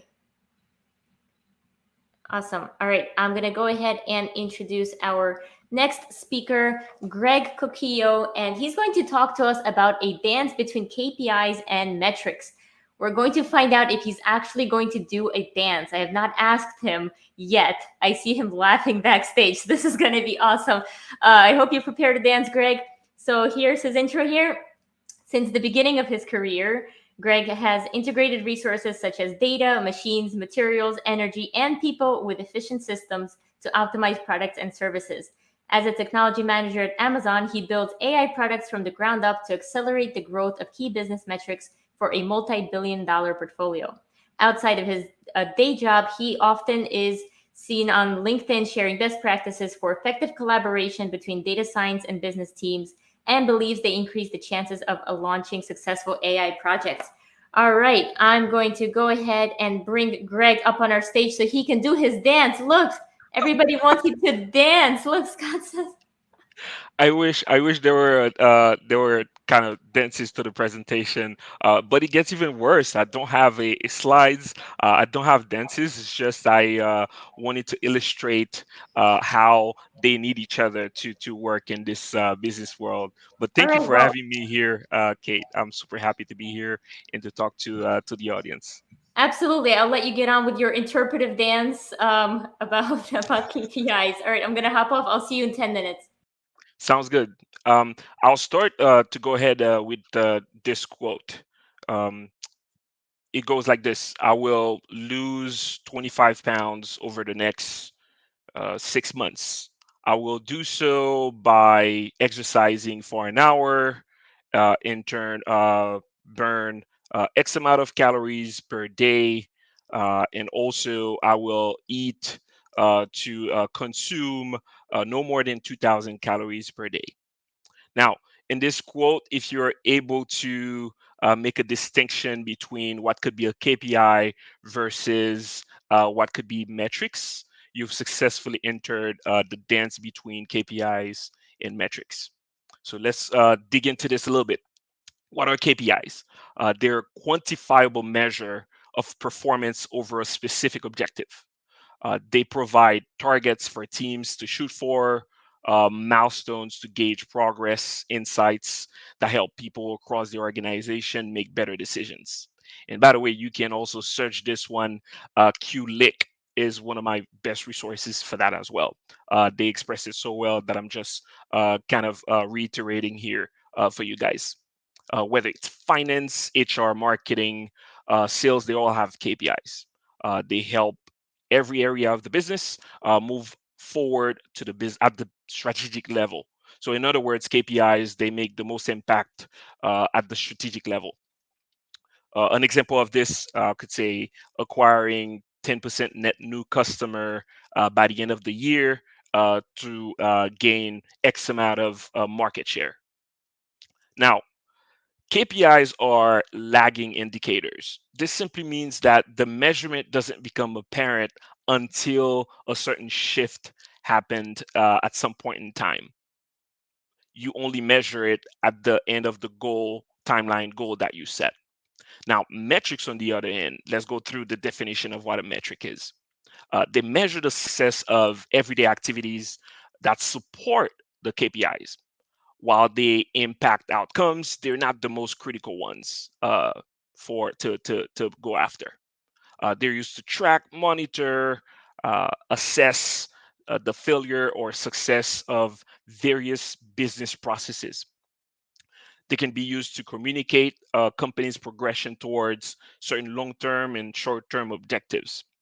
It's often up to key stakeholders in the business as to which metrics to select. However, it's a very difficult process. Now, lately, they've been getting assistance from data and science to select the right metrics engineered to more effectively reach these long-term strategic goals. A simple example one that I can take is the number of website visits per month on your platform. There are different reasons why you want to use KPIs as a business stakeholder. Now, trying to explore that world a little bit more. You want to use it to monitor company health, measure progress, analyze patterns over time, make adjustments on and stay on track on these adjustments, solving problems, tackle new opportunities, communicate status. You want to report actual versus target, driving improvements by fact versus guessworking, help prioritizing improvement activities, and also connecting the customers to your processes. And there are a couple characteristics as well to KPIs. They're dynamic. It should be well managed. You should be only be able to select a few. They're owned and operated by local teams most of the time. Each department may have their own KPIs. They're simple and easy to update. Great visuals they should have. They're located where everybody could see, and the changes in the KPI should jump on the eyes. Think about all the nice dashboards we can use KPIs for to build. They're engaging, very relevant, create talking points across departments. They have a standard format, easy for outsiders to understand as well. And then the feedback generated because of these KPIs are well recorded, and the actions are also recorded. Couple business KPIs, as you, the data science community, have heard before. I mean, they're all over the place, very common. Whether it's all the performances around sales, safety, quality, delivery, and people. They're very the common ones that your business stakeholders may need help with. They can also be used to build smart goals, very big goals for institutions and companies. Smart meaning being specific, measurable, achievable, relevant, and time bound. A couple of them that actually changed the world. One that I can cite is John F. Kennedy back in 1962, when he mentioned sending a man to and back to the moon and back within the next 10 years. That was a very ambitious goal, which is a mighty KPI to set for an institution. Another one, state of New York, set to reach out a net zero carbon emission by 2050, or even the climate pledge, making that a target, or pledging to reach that target 10 years prior in 2040. Now, let me go through a quick process of how to create and manage KPIs. This might sound a little familiar to some folks in the data science world. Now, it starts like this. You, of course, identify the problem and the opportunity, determine the performance drivers. Then you get your team together, you define local performance indicators, you score those, prioritize, and select your key performance indicators. Now you identify all your owners and users for these KPIs, develop the format and review process for these KPIs. You train all the users, you collect data around it so you can make sure you can start tracking. You create an improvement plan, and you form an improvement team as well, who will go after the artifacts that affect these KPIs. And then you monitor progress to plan, and you take corrective actions when need be. Now, I spent all this time talking about KPIs, but guess what? they actually mean nothing without the discovery of the appropriate metrics that announce their arrival. You're well placed right now in the working world to come up with a suite of data science projects or any other projects that will act on these metrics, which in turn will help you better control or even forecast KPIs with great accuracy. Let's explore manufacturing sites, for example, that sets a quality performance as a KPI. They're most likely going to select defect rate, mean time between failure, machine downtime, customer reviews as metrics to track to make sure that they hit their quality KPIs. Or a retailer that sets out to be the number one seller of baby products by volume and quality by 2023, for example, as a KPI. They might select a number of store visits or website visits, number of products purchased by customer, customer conversion rates, customer acquisition cost, cost of goods sold. Those are all good metrics that they can go out and try. And these metrics are the backbone BI, data driven teams to select key projects to go after to drive the metrics in the right place, and in turn make these KPIs move in the right directions or expected directions. Remember also, there are uncontrollable forces that may introduce new metrics for you to track and measure against your KPIs. Um, so you want to see how they're affected by these introductions. So you can imagine how a number of metrics were introduced because of COVID-19, for example, how it affected the world's business KPIs.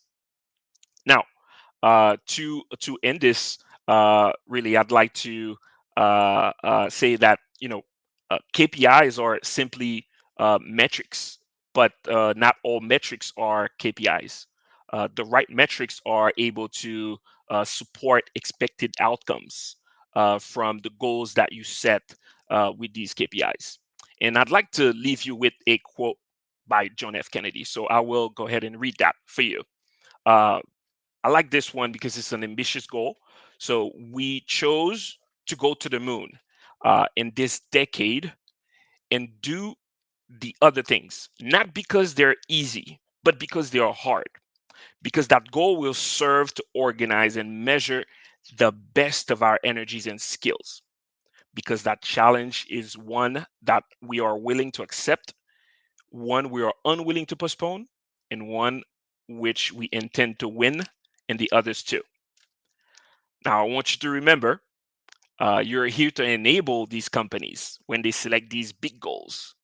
You're here to help them reach these ambitious goals. Make sure you ask your stakeholders what are the KPIs that matter the most to them and why. And also offer your assistance in discovering the right metrics that you will leverage throughout your projects that will make these KPIs dance to the sound of your data driven beats. Thank you. Awesome, Greg. Thank you so much for that amazing presentation. We do have several questions that came in, but first that end quote, I think I just heard it probably yesterday. I was watching the countdown on Netflix. Not sure if you've seen it or anyone in the audience. It's all about 4 civilians going into space, Inspiration 4, and I think they actually used that quote as part of the show. Definitely like a deja vu moment for me when you read that one out loud. I'll start Nice. with a question that I had for you, and then we'll go to a couple from the audience. For KPIs, how often do you think we should be looking at our KPIs or refreshing those the KPIs that we're tracking, I guess? It depends. Typically, on a quarterly basis, it's probably a good rhythm. Say you're not going to look at revenue goals every month and uh, s- know whether you need to take action or not. But if you Yeah. look at it quarterly, you'll set a better tone for that. Now, you can look at other metrics that can affect revenue, like Mhm. on average, if your the daily products ordered by customer goes down on a daily basis, that's an announcement that your revenue will not be met by the end of the quarter, for example. So it's Right. probably best to increase the frequency of checking the metrics that affect your KPIs versus focusing on that KPI itself. Okay, awesome. Thank you. I love this question here from David. What would be a good KPI for an event like the DATAcated Expo? I would say number of engagements for a good KPI. Well, if you think about this, I would say uh, conversion rate could be a very good KPI for that. Mhm. And the metric to track that is how many attended, right? So how many attended, how many engaged could be a good metric for that. So conversion rate would be my selection here. Awesome. Thank you. And we'll take one last question here from Mike. He's asking if you can tie metrics and KPIs to real-time ROI. Yeah, absolutely. So if I understand the question well, uh, sh- is the question about should you tie metrics and KPIs to real-time ROI, I or think it's can you? Are we can you? able to? It Yeah. should, right? It should, right? So most of businesses, they select these KPIs uh, to be competitive, right? So typically, when they select these KPIs, it's because they know they evolve in a market where there's another company doing the same thing as them. So maybe their KPI may be reach 51% market share this year, which is a plus 6% versus last year. Right.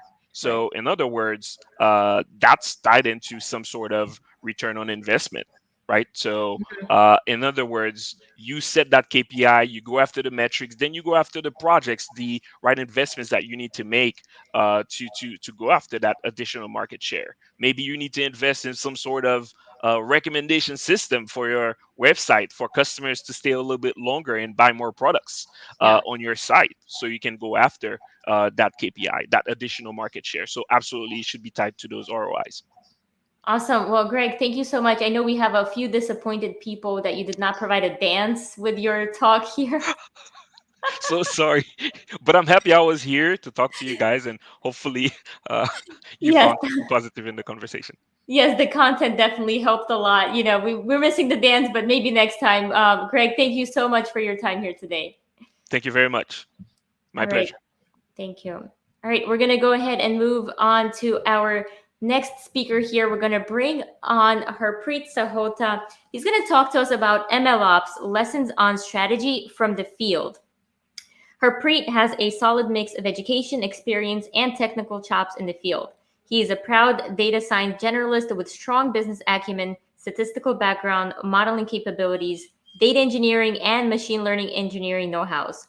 He feels right at home both working with engineering teams to deploy models to production and distilling complex data science concepts for business stakeholders. Harpreet is currently a data scientist at Comet, and he is the host of the very popular Artist of Data Scientist podcast. I'm going to go ahead and bring Harpreet over to our virtual dedicated expo stage here. Hey, Harpreet, how's it Kate, going? good. How are you? Great, doing awesome. Oh, I'm excited to be here, Kate. Is I'm that a super, little super pumpkin happy. behind you? What is that little light? That's the Himalayan salt lamp, just kind of setting the vibe, getting the Okay. vibe right. We're winding down the evening. Got to make sure everything's feeling nice and relaxed before we get into this hyped up presentation. So, Okay, yes. awesome. Well, I'm going to let you take it away. I'll be back in 10 minutes with questions from the audience.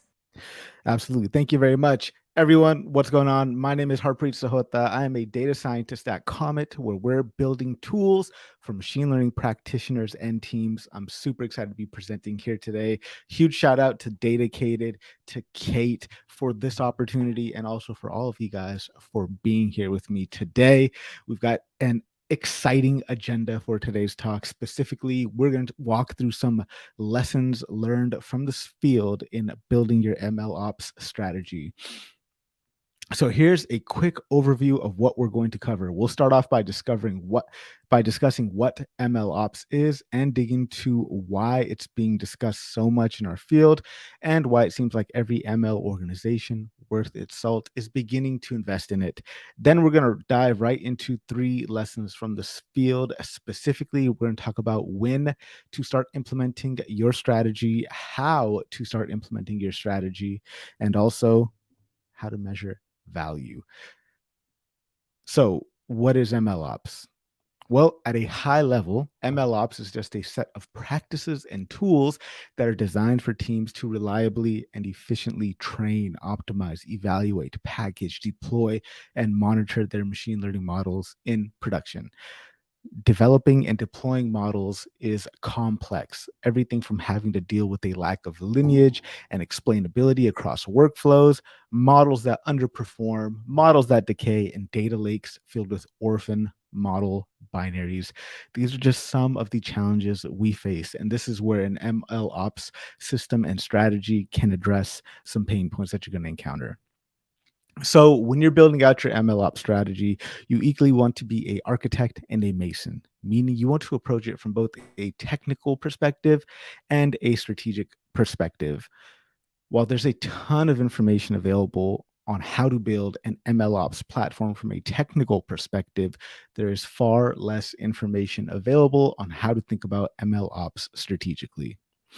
So let's jump right in and talk about when to start implementing an ML ops strategy. So to start, let's consider this quote from Chris Brossman, who is the director of data engineering at The Real Real. And implicit in this quote is an extremely important point, one that has been widely written about. Many modeling projects fail to reach production in machine learning teams. This partly has to do with the general ML maturity and organizations having trouble articulating where and how to apply ML to drive real business value. And it also speaks to an important trend that happens as teams evolve and become more mature. Not only will your models become essential pillars of value generation for your business, but the pain and frustration your teams experience will grow as your team starts to deploy models into production. All that, however, can be solved by an ML ops strategy. But it's not always crystal clear that something is wrong in your process or that something is broken.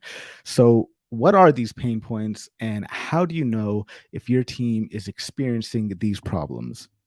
Well, Chris Brossman from The Real Real, who we're already familiar with, heads up a team that's seen significant growth over the last few years.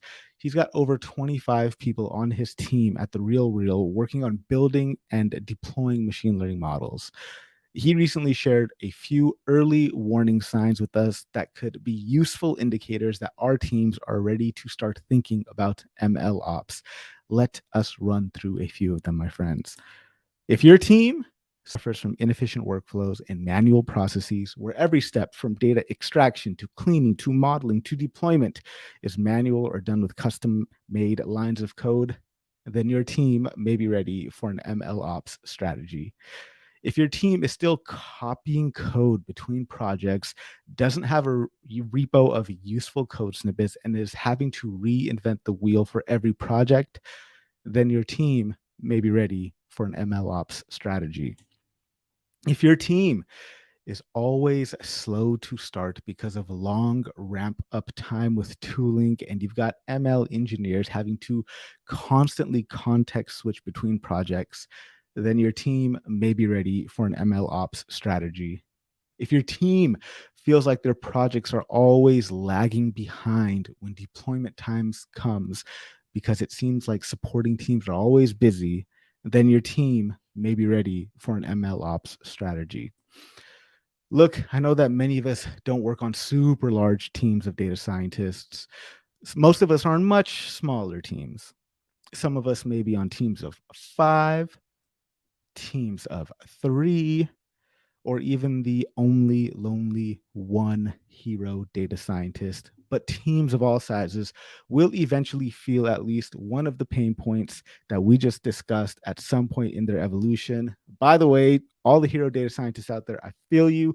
I've been the only data scientist in an organization a couple of times. And let me tell you, even as a team of one, I wish I understood the value of dedicating time and resources to at least learn about ML ops. All right, so let's just summarize the win real quickly. So you should start implementing an ML ops strategy when your team size starts approaching 10 or more people. And if you've already passed that threshold and have a team that's larger than that, don't despair. It's never too late. Well, almost never. Next, you want to keep an eye out for the numerous warning signs that we have discussed. And finally, even if you're a small team, new to the field, or you're not already aware of the importance of ML ops, start educating yourself before it is too late. Now that we've know what signals to look out for and have an idea of when the timing is right, many questions still remain, most pressing of which is the how. How do we start implementing an ML ops strategy? We know that ML ops teams come in all shapes and sizes, both in terms of their composition and their procedures. And a key lesson pertains to team size and team structure. So, what's the critical mass in terms of team size where it becomes in your best interest to invest in someone to manage your ML ops strategy full time? And once you've hit that critical mass, what is the structure going to look like? Who is the person responsible for implementing ML ops on your team? And what qualities do they possess? This person, who we can just call an ML ops architect right now, is likely going to be someone with a DevOps background who has had some prior exposure to machine learning workflows. And even though it's recommended that they have exposure to machine learning, it's not a hard and fast requirement because you can always bring people up to speed through training programs as part of their onboarding process. But your platform will become complex and an important product in and of itself with a lot of different talent plugged into it. So it's worth having someone entirely dedicated to building and optimizing it. Chris at The Real Real suggests starting to think about hiring a full-time ML ops architect once the number of people building models on your team reaches 10 or more. Team size is starting to get that critical mass. You're wondering, how can I create value out of machine learning for my business? A key to successfully delivering value to your business using ML is to bring data scientists on as strategic partners. Thank you, Vin Fajista, for teaching me that. Data scientists and business experts each have a piece of the puzzle. Data scientists know which problems are feasible to approach with machine learning, and the stakeholders are business folk. They're going to have that deep domain expertise. The key is to bring these two personas together in the same room, virtually, whatever, to connect the pieces of the puzzle and identify which problems are both feasible from a machine learning perspective and can create massive ROI for the business. So let's see how the team at Ancestry goes about doing this. So over at Ancestry.com, they're building models that scan billions of documents and identifying new information sources to add to the lineage records for individuals using their products. Their NLP team lead, Suraj Sabraveti, has shared a bit about how they've solved the problem of reporting and communication. The team at Ancestry tracks model development process live and transmits those live model development updates into live reports that are shareable and accessible by anyone who wants access to them, and that's anyone in the entire company. The key takeaway that Suraj leaves us with is that we should design a reporting structure so stakeholders outside the ML organization can track modeling progress and impact on the key outcomes. All right, so now that we talked about the importance of communication, what about architecture and infrastructure? So I know we all love a little adventure, but one place I wouldn't want to explore is the pipeline jungle. You may have heard of this place, pipelines all over the place for ETL, training, evaluation, and deployment. So Chris Brossman at The Real Real recommends building reusable components. So each of these steps is organized into modular reusable components, which forms the foundation of the ML process at The Real Real. When they're executed well, it enables continuous training practices that will lead to much faster R&D and durability of their platform. All right, so even if you built out a ML platform that is robust, reliable, and remarkable, as your team matures, your ML architect is going to feel growing pains. And sometimes these growing pains come with expensive remedies, with vendors writing up prescriptions to fill out the need for your pain. So there seems to be an infinite number of tools on the market today, ranging from massive end-to-end platforms to highly specific open source modular tools. So it can be incredibly noisy and challenging to parse all of the options and identify the right choice for your team. Despite all of the noise in the space for ML ops toolings, there are still some rules and heuristics that will help you approach the selection process with confidence that you'll make the right decision for your team. So when it comes to platform building and vendor selection, Chris Brossman tells us that it's a good idea to value flexibility in the tooling. So technology is evolving rapidly, best practices are still forming, and your team is evolving and changing rapidly. All right, so real quick, let's recap the how. All right, so get in the habit of keeping your code, pipelines, processes modular and reusable, and hire an ML ops architect once there are more than 10 people building models on your team. You want to bring data scientists and business stakeholders together to connect their respective pieces of the puzzle. Keep communications transparent and open between the ML teams and the business stakeholders. And you want to look for tools that solve specific problems and value flexibility above all. All right. So finally, let's talk about measuring the value of your ML ops strategy once it is implemented. So, at a high level, an experimental process for building a machine learning system involves pipelines with various components. And as these arrows here indicate, it is an iterative and experimental process. Because of these feedback loops, experimentation is always necessary. So, at the very least, you should have some way to manage and track your experiments. So a lot of machine work is really non-deterministic and highly experimental. And it's like trying to aim at a constantly moving target. Are you supposed to measure the value of your platform solely based on its ability to get your desired model evaluation metric? I don't know. That's a difficult task to do. Maybe a better way to think about measuring the value of your strategy is its ability to unlock faster speed and greater scale of experimentation. So at Uber, which is home to one of the most well-known ML platforms in the world, Michelangelo, they got some useful metrics to track efficacy of these experimental workflows. Specifically, they look for an improvement in time to model-ready data set.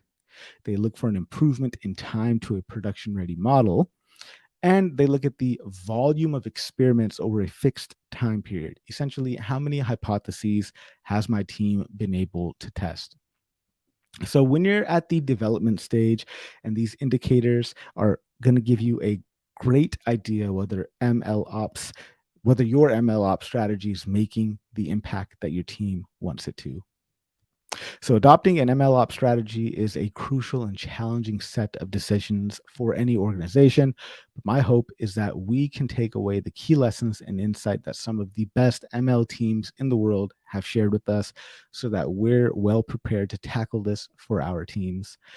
My hope is that this lesson will set you on a path to success. And it's important to start walking that path. So as a final note, I just want to offer a couple of thoughts about where this field is headed in the near future.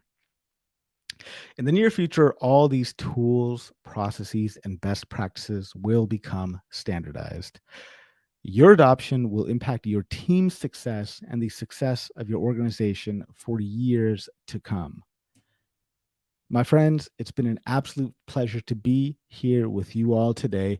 Once again, we are Comet, and we help data scientists and machine learning practitioners at some of the world's best machine learning teams. We help them build better models faster by providing a suite of ML ops solutions. We're committed to enabling data science teams and helping them track, compare, explain, and optimize experiments and models across the entire model's lifecycle. And you can catch a glimpse of just how we do that by giving us a try. Go ahead, pull out your phone, take a picture of this QR code, have us open as a tab on your phone so that you can remind yourself to go check out Comet later, right? Or just visit us at this link right here, tinyurl.com/try Comet. It's just a quick pip install and a few lines of code, and you'll be well on your way to managing experiments like the best of them. You can also come hang out with me in our burgeoning Slack channel. Would love to have all of you there. Go ahead, scan this QR code, send me a message when you land. Let me know that you've arrived safely. My friends, thank you so much for your time. It was a pleasure to be here with you today and to share the wisdom we've learned from some of the best ML teams in the world. Kate, shout out to the organizers and sponsors and all the other speakers. And I hear you in my ear. It's probably way over my time. I apologize. Let me know if you got any questions. Thank you again, friends. My name is Harpreet Sahota. I'm a data scientist at Comet. Feel free to connect with me right here on LinkedIn. Cheers, everyone. Harpreet, thank you so much. First question, what is in that Himalayan salt thing you've got going on? Because people are like, Harpreet is pumped. Usually he's so mellow, lots of excitement coming off of you. This is awesome. Lots of energy. So thank you so much for that really beautiful presentation. Actually, you weren't kidding when you said you had a beautiful presentation all ready to go. We do have a bunch of questions that came in. Let me go ahead and pull up a couple. Let's see. Oh, by the way, I don't have a team yet, really, but you've convinced me that I think my team needs an ML ops strategy. For some reason, I think I'm going to wake up tomorrow and just be like, my team needs an ML ops strategy. They do, Kate. If you say it enough. Lots of funny comments here about teams being, if they're under 6 feet tall, so is it a mid-sized team? Or if you're a team of one, it gets lonely. Well, you guys are big for your age. How about that? Yes. Let's see. We'll take one question here from Dustin, and he's asking, what's the coolest use case for ML ops that you've seen?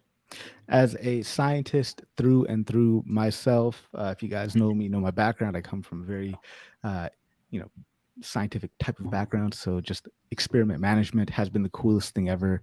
I used to have to track experiments by hand in a spreadsheet and then try to do visualizations, custom visualizations in Python and all that. But we've got an awesome tool like Comet that's just literally 3 lines of code. So experimentation management, that is my favorite use case.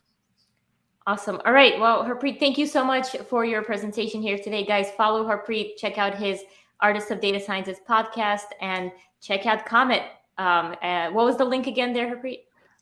Tiny URL / Comet. Try Comet.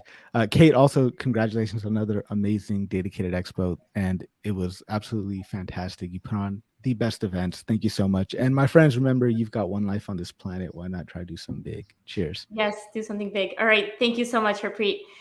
All right, we're going to move on to our closer for the DATAcated Expo. I am extremely happy to announce that Brandy Sanders is our next speaker. She's going to talk to us about Hyperdrive, the data analytics journey in 600 seconds. And I can't wait because she's going to just wrap up the whole day for us here in the next 600 seconds.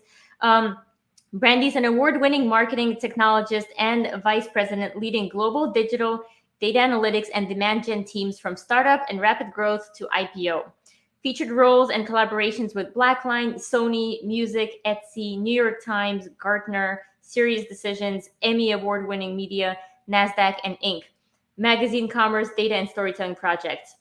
Brandy's speaker sessions and workshops have been seen by a global audience of thousands on stage in online virtual events and numerous podcasts. All right, Brandy, I can't wait to bring you up here. Thank you so much for being patient backstage. Oh.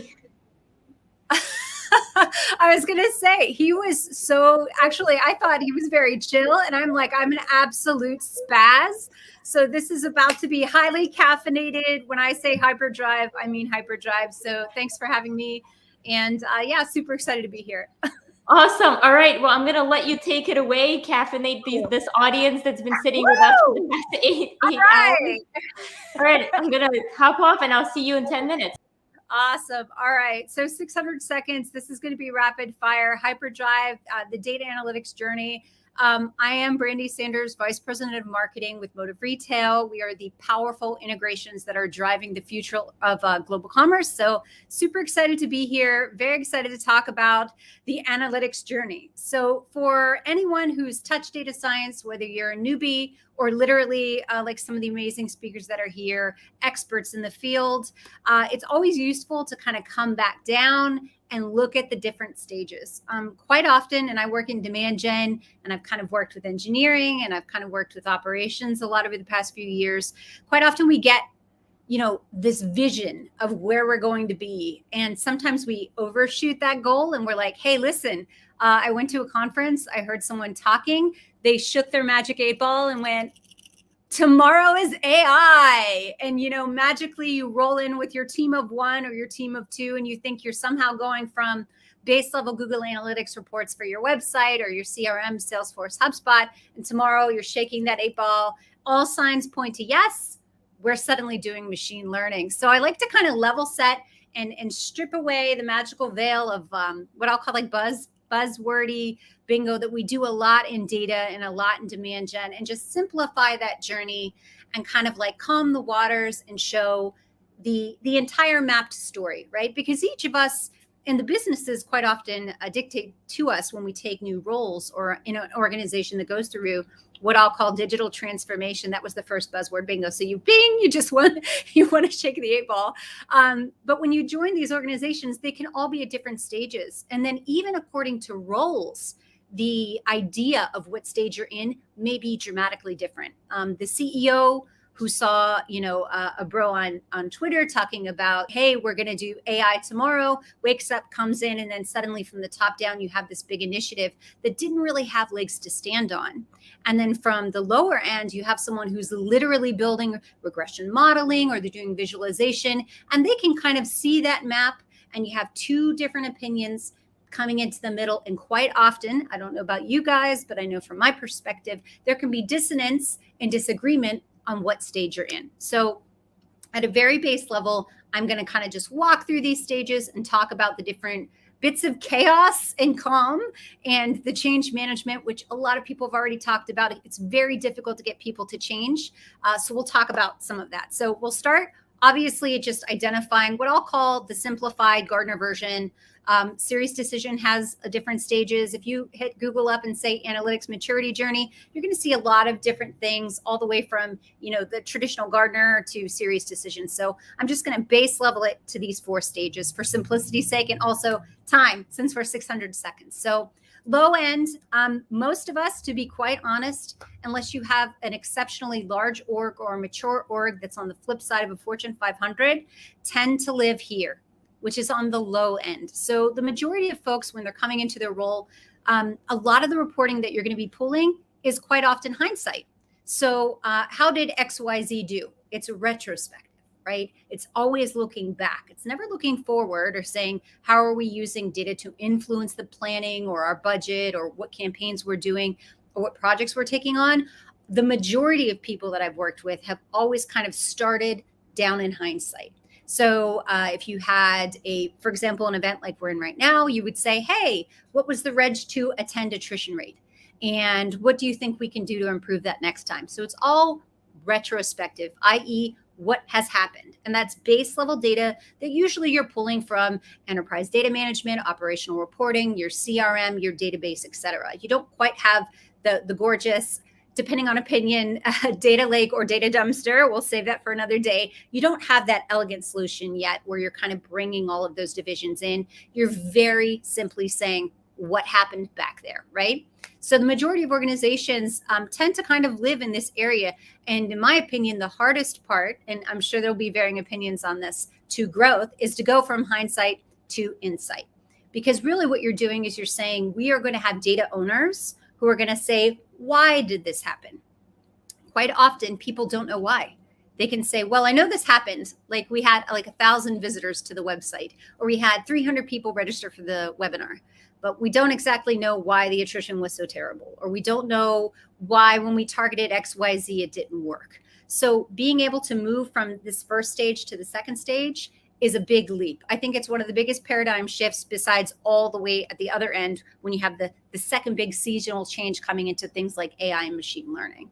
So moving from hindsight, which is going to be descriptive, i.e. what happened, into insight diagnostic, you're able to pull together things like consolidated views, systems and available data. That means your CRM, your marketing automation.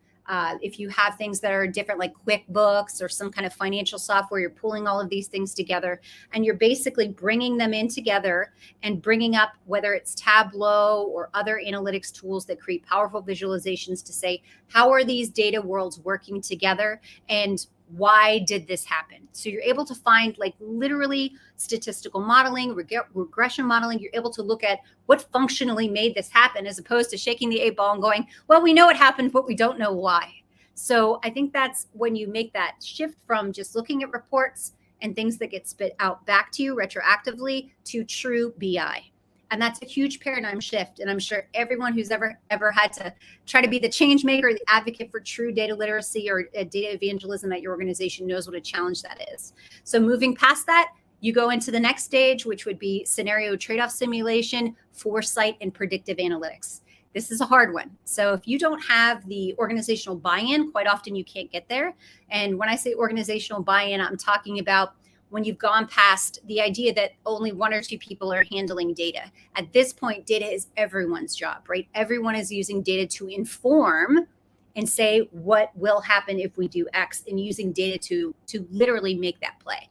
So you have predictive modeling and optimization, business simulations like, hey, if we expand into APAC, XYZ, land and expand, what will that be? If we do an acquisition, what will happen here? If we do a merger, what will happen here? If we expand mid-market enterprise, what would happen here? And basically being able to predictively model that and do an analysis that informs a business decision. And that's really on the latter side of advanced analytics, right? It's pre-K is your data retrospective, and then you made a big leap through middle school. Now you're in your awkward teen years with advanced analytics, because this is where you kind of have a lot of skin in the game, and traditionally you're going to need extra resources.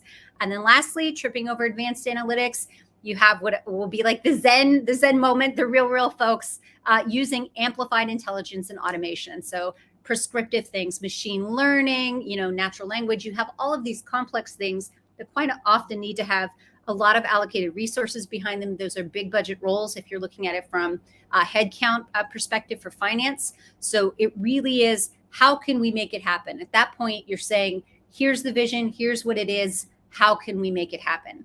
And that really is what I'll call like the PhD level of analytics. So if you look at it from the base level, from data to BI to advanced analytics, that's a hell of a journey. That's huge.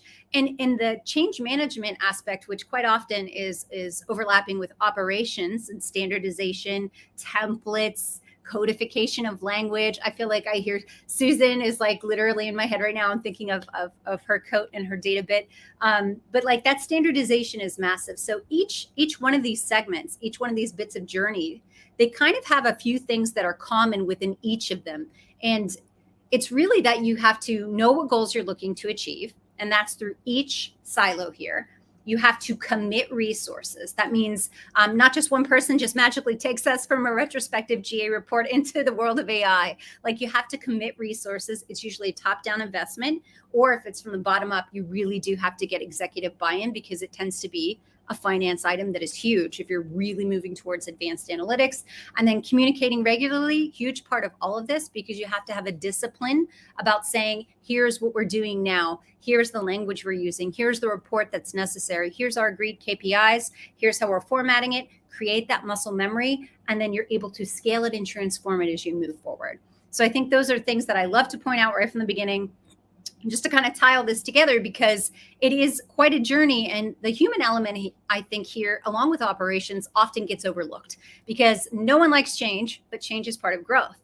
And in order to progress from these levels, there are cultural things that you would have to be looking at in regards to investing in like long-term discipline around data. And I think each of these come with that kind of that big leapfrog moment. So don't underestimate the power of people, because you really do have to have buy-in in order for this to work. And then one other quick thing, because I know we're coming up on time, and Kate, I'm trying to keep it under 600 seconds. One of the other things I love to discuss is the 5 U's of data, because quite often these aspects are tied into those stages.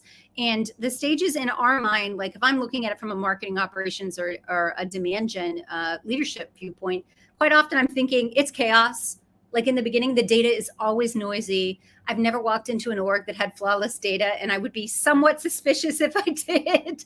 So you come in and it's chaos. And quite often you have to say, okay, how can we create templates? How can we create like standardization, codify the language, define the KPIs, document them, we sign off on them, we make it real. And then moving all of that into an integrated way of working. And then from that point of integration, optimization. And that's how you get that train to go along the bottom line towards advanced analytics. So the 5 V's, I just call this out all the time: value, velocity, veracity, volume, and variety.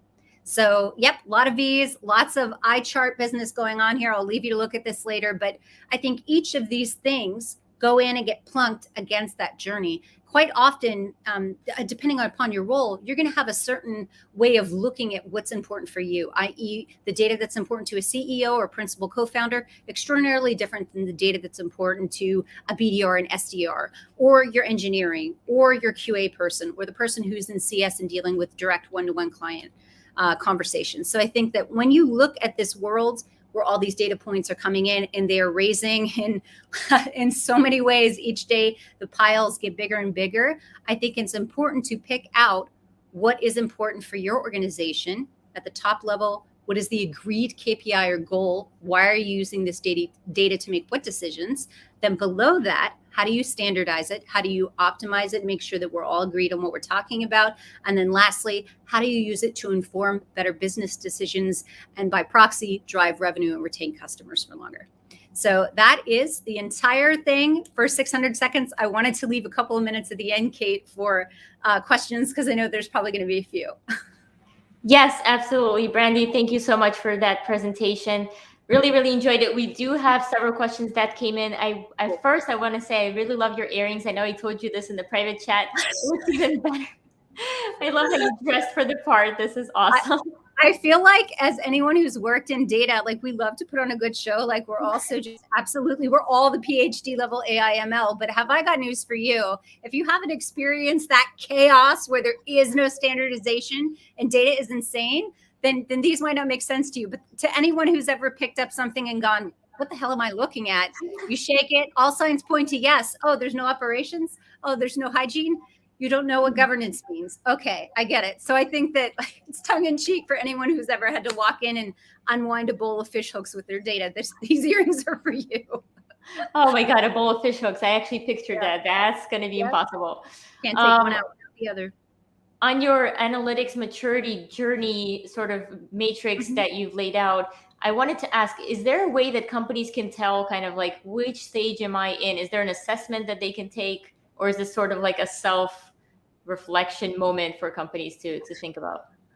I think that's a great question. I know there are literally benchmarks that you can look at. Like, i.e., if you're only looking retrospectively, then you know you're in the junior, like pre-K level. But it depends on each org, right? Because the ownership of that data, like who's kind of managing and advocating for data, is going to be a big deal. And that person is usually going, winds at east, and determining, are we moving? And that's the closest I'm going to get to a TikTok, guys. Is they're able to determine, are we moving progressively, or have we all regressed back to just like getting spit out reports that are totally retro? Are we using data in any way to say XYZ happened, what if, and then? And I think that's a very marker, even for immature orgs to see. Okay, thank you. That's helpful. I really like this question here from Dustin. He says, which phase of the journey is the most challenging to make the jump to? I think I might have said it already, but if I didn't, it's getting past that first stage. Because and this might just be my own biased experience in the many different roles I've worn hats for varying sized orgs throughout many different industries and verticals.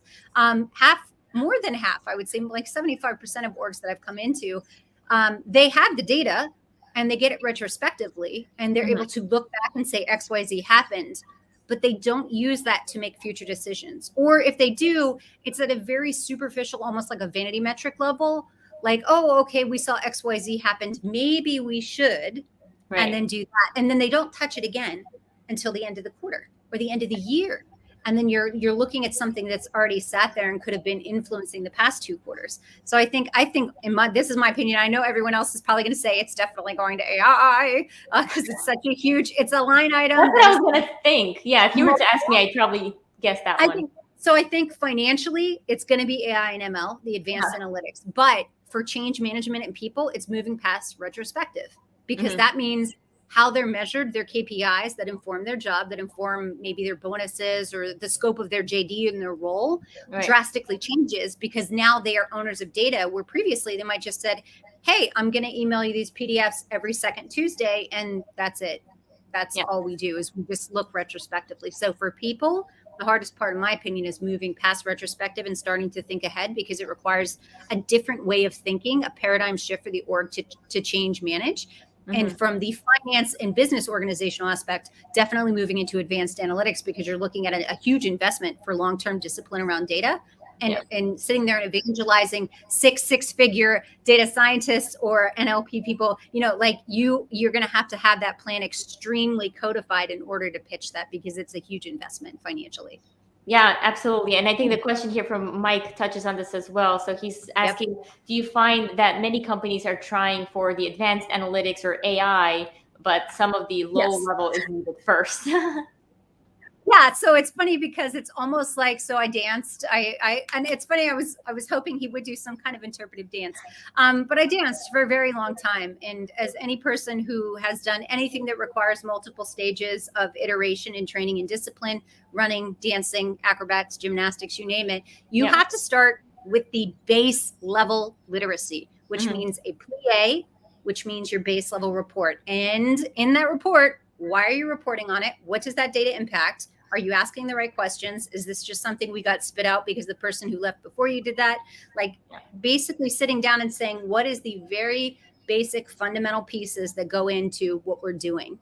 And I think that that's huge, because each time you learn something more complex, you take a step up and then you advance down that stream. Now, half of the time, maybe a couple of people at like happy hour, they're like, I did a plie once in 1987 and now I'm going to grand jeté through this happy hour, right? So like you think about that, and I think that assumption is bold, but quite often it lacks literally the legs, the transformative legs, and the discipline and the codification to have standardized, templatized, codified, communications are set, everyone has agreed and shook hands on what their job is, what the KPIs are, how we're using the data to inform what we're doing. You really can't get to Big Sur by popping a seed in the ground and then turning around the next day and expecting like a giant tree.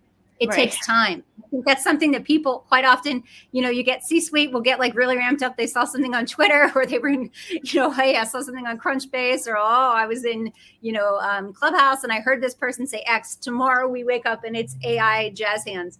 And I think that that's a bit of a folly. So it's really important to have people who are like based in reality and can say, if that is our long-term goal and we really do want to get to machine learning and AI, here are the discipline steps that you take to get there. Because when you jump over some of those steps at the end, much like if you built a house with only half the foundation, you are not going to get to hanging up those curtains because the whole thing collapses, which to the point that he mentioned earlier, the speaker right before me, like 75% or greater fail if it's focused only on ML and AI. Yeah, absolutely. You want to be that statistic. You want to succeed, which means discipline. You want to be that success metric. I understand. Yes. Well, Brandy, I want to thank you so much for your amazing presentation. It is finally time to wrap up. Believe it or not, it's been one of the longest days of my life, in a good way. But it's been a long day. So thank you again so much, Brandy. Thanks for everybody who kind of, stuck around to the end. Brandy, I'm going to pop you off the screen, but guys, follow Brandy Sanders. I know she posts on LinkedIn. Definitely follow her there. And what else? Instagram, Twitter, anywhere else?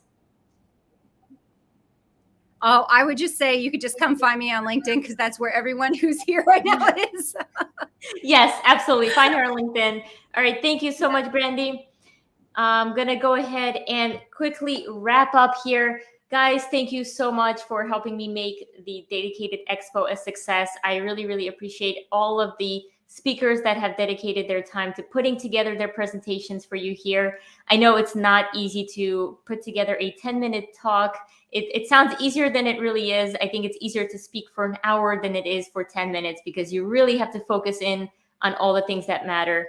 Again, thank you so much for our sponsors here. And really huge thank you to the audience. You've been amazing. Your engagement has really helped drive this data party across the finish line here.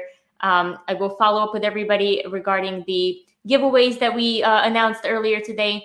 If you have not officially signed up yet, you still have time until basically tomorrow morning, datacated.com/expo. This way we'll make sure you get the recording, the playlist, and some virtual goodies. All right, last but not least, I'm going to share a brand new way of how I'm collecting feedback for the event. I'm going to put a link in the chat. But basically, it is a 2-minute survey that I'm going to share in an email as well if you've signed up. So this will come out tomorrow. Really, really love getting feedback on these events because it helps us improve and, trying to put together better events for you next year. And on that note, thank you so much, everybody, for sticking around, and stay DATAcated.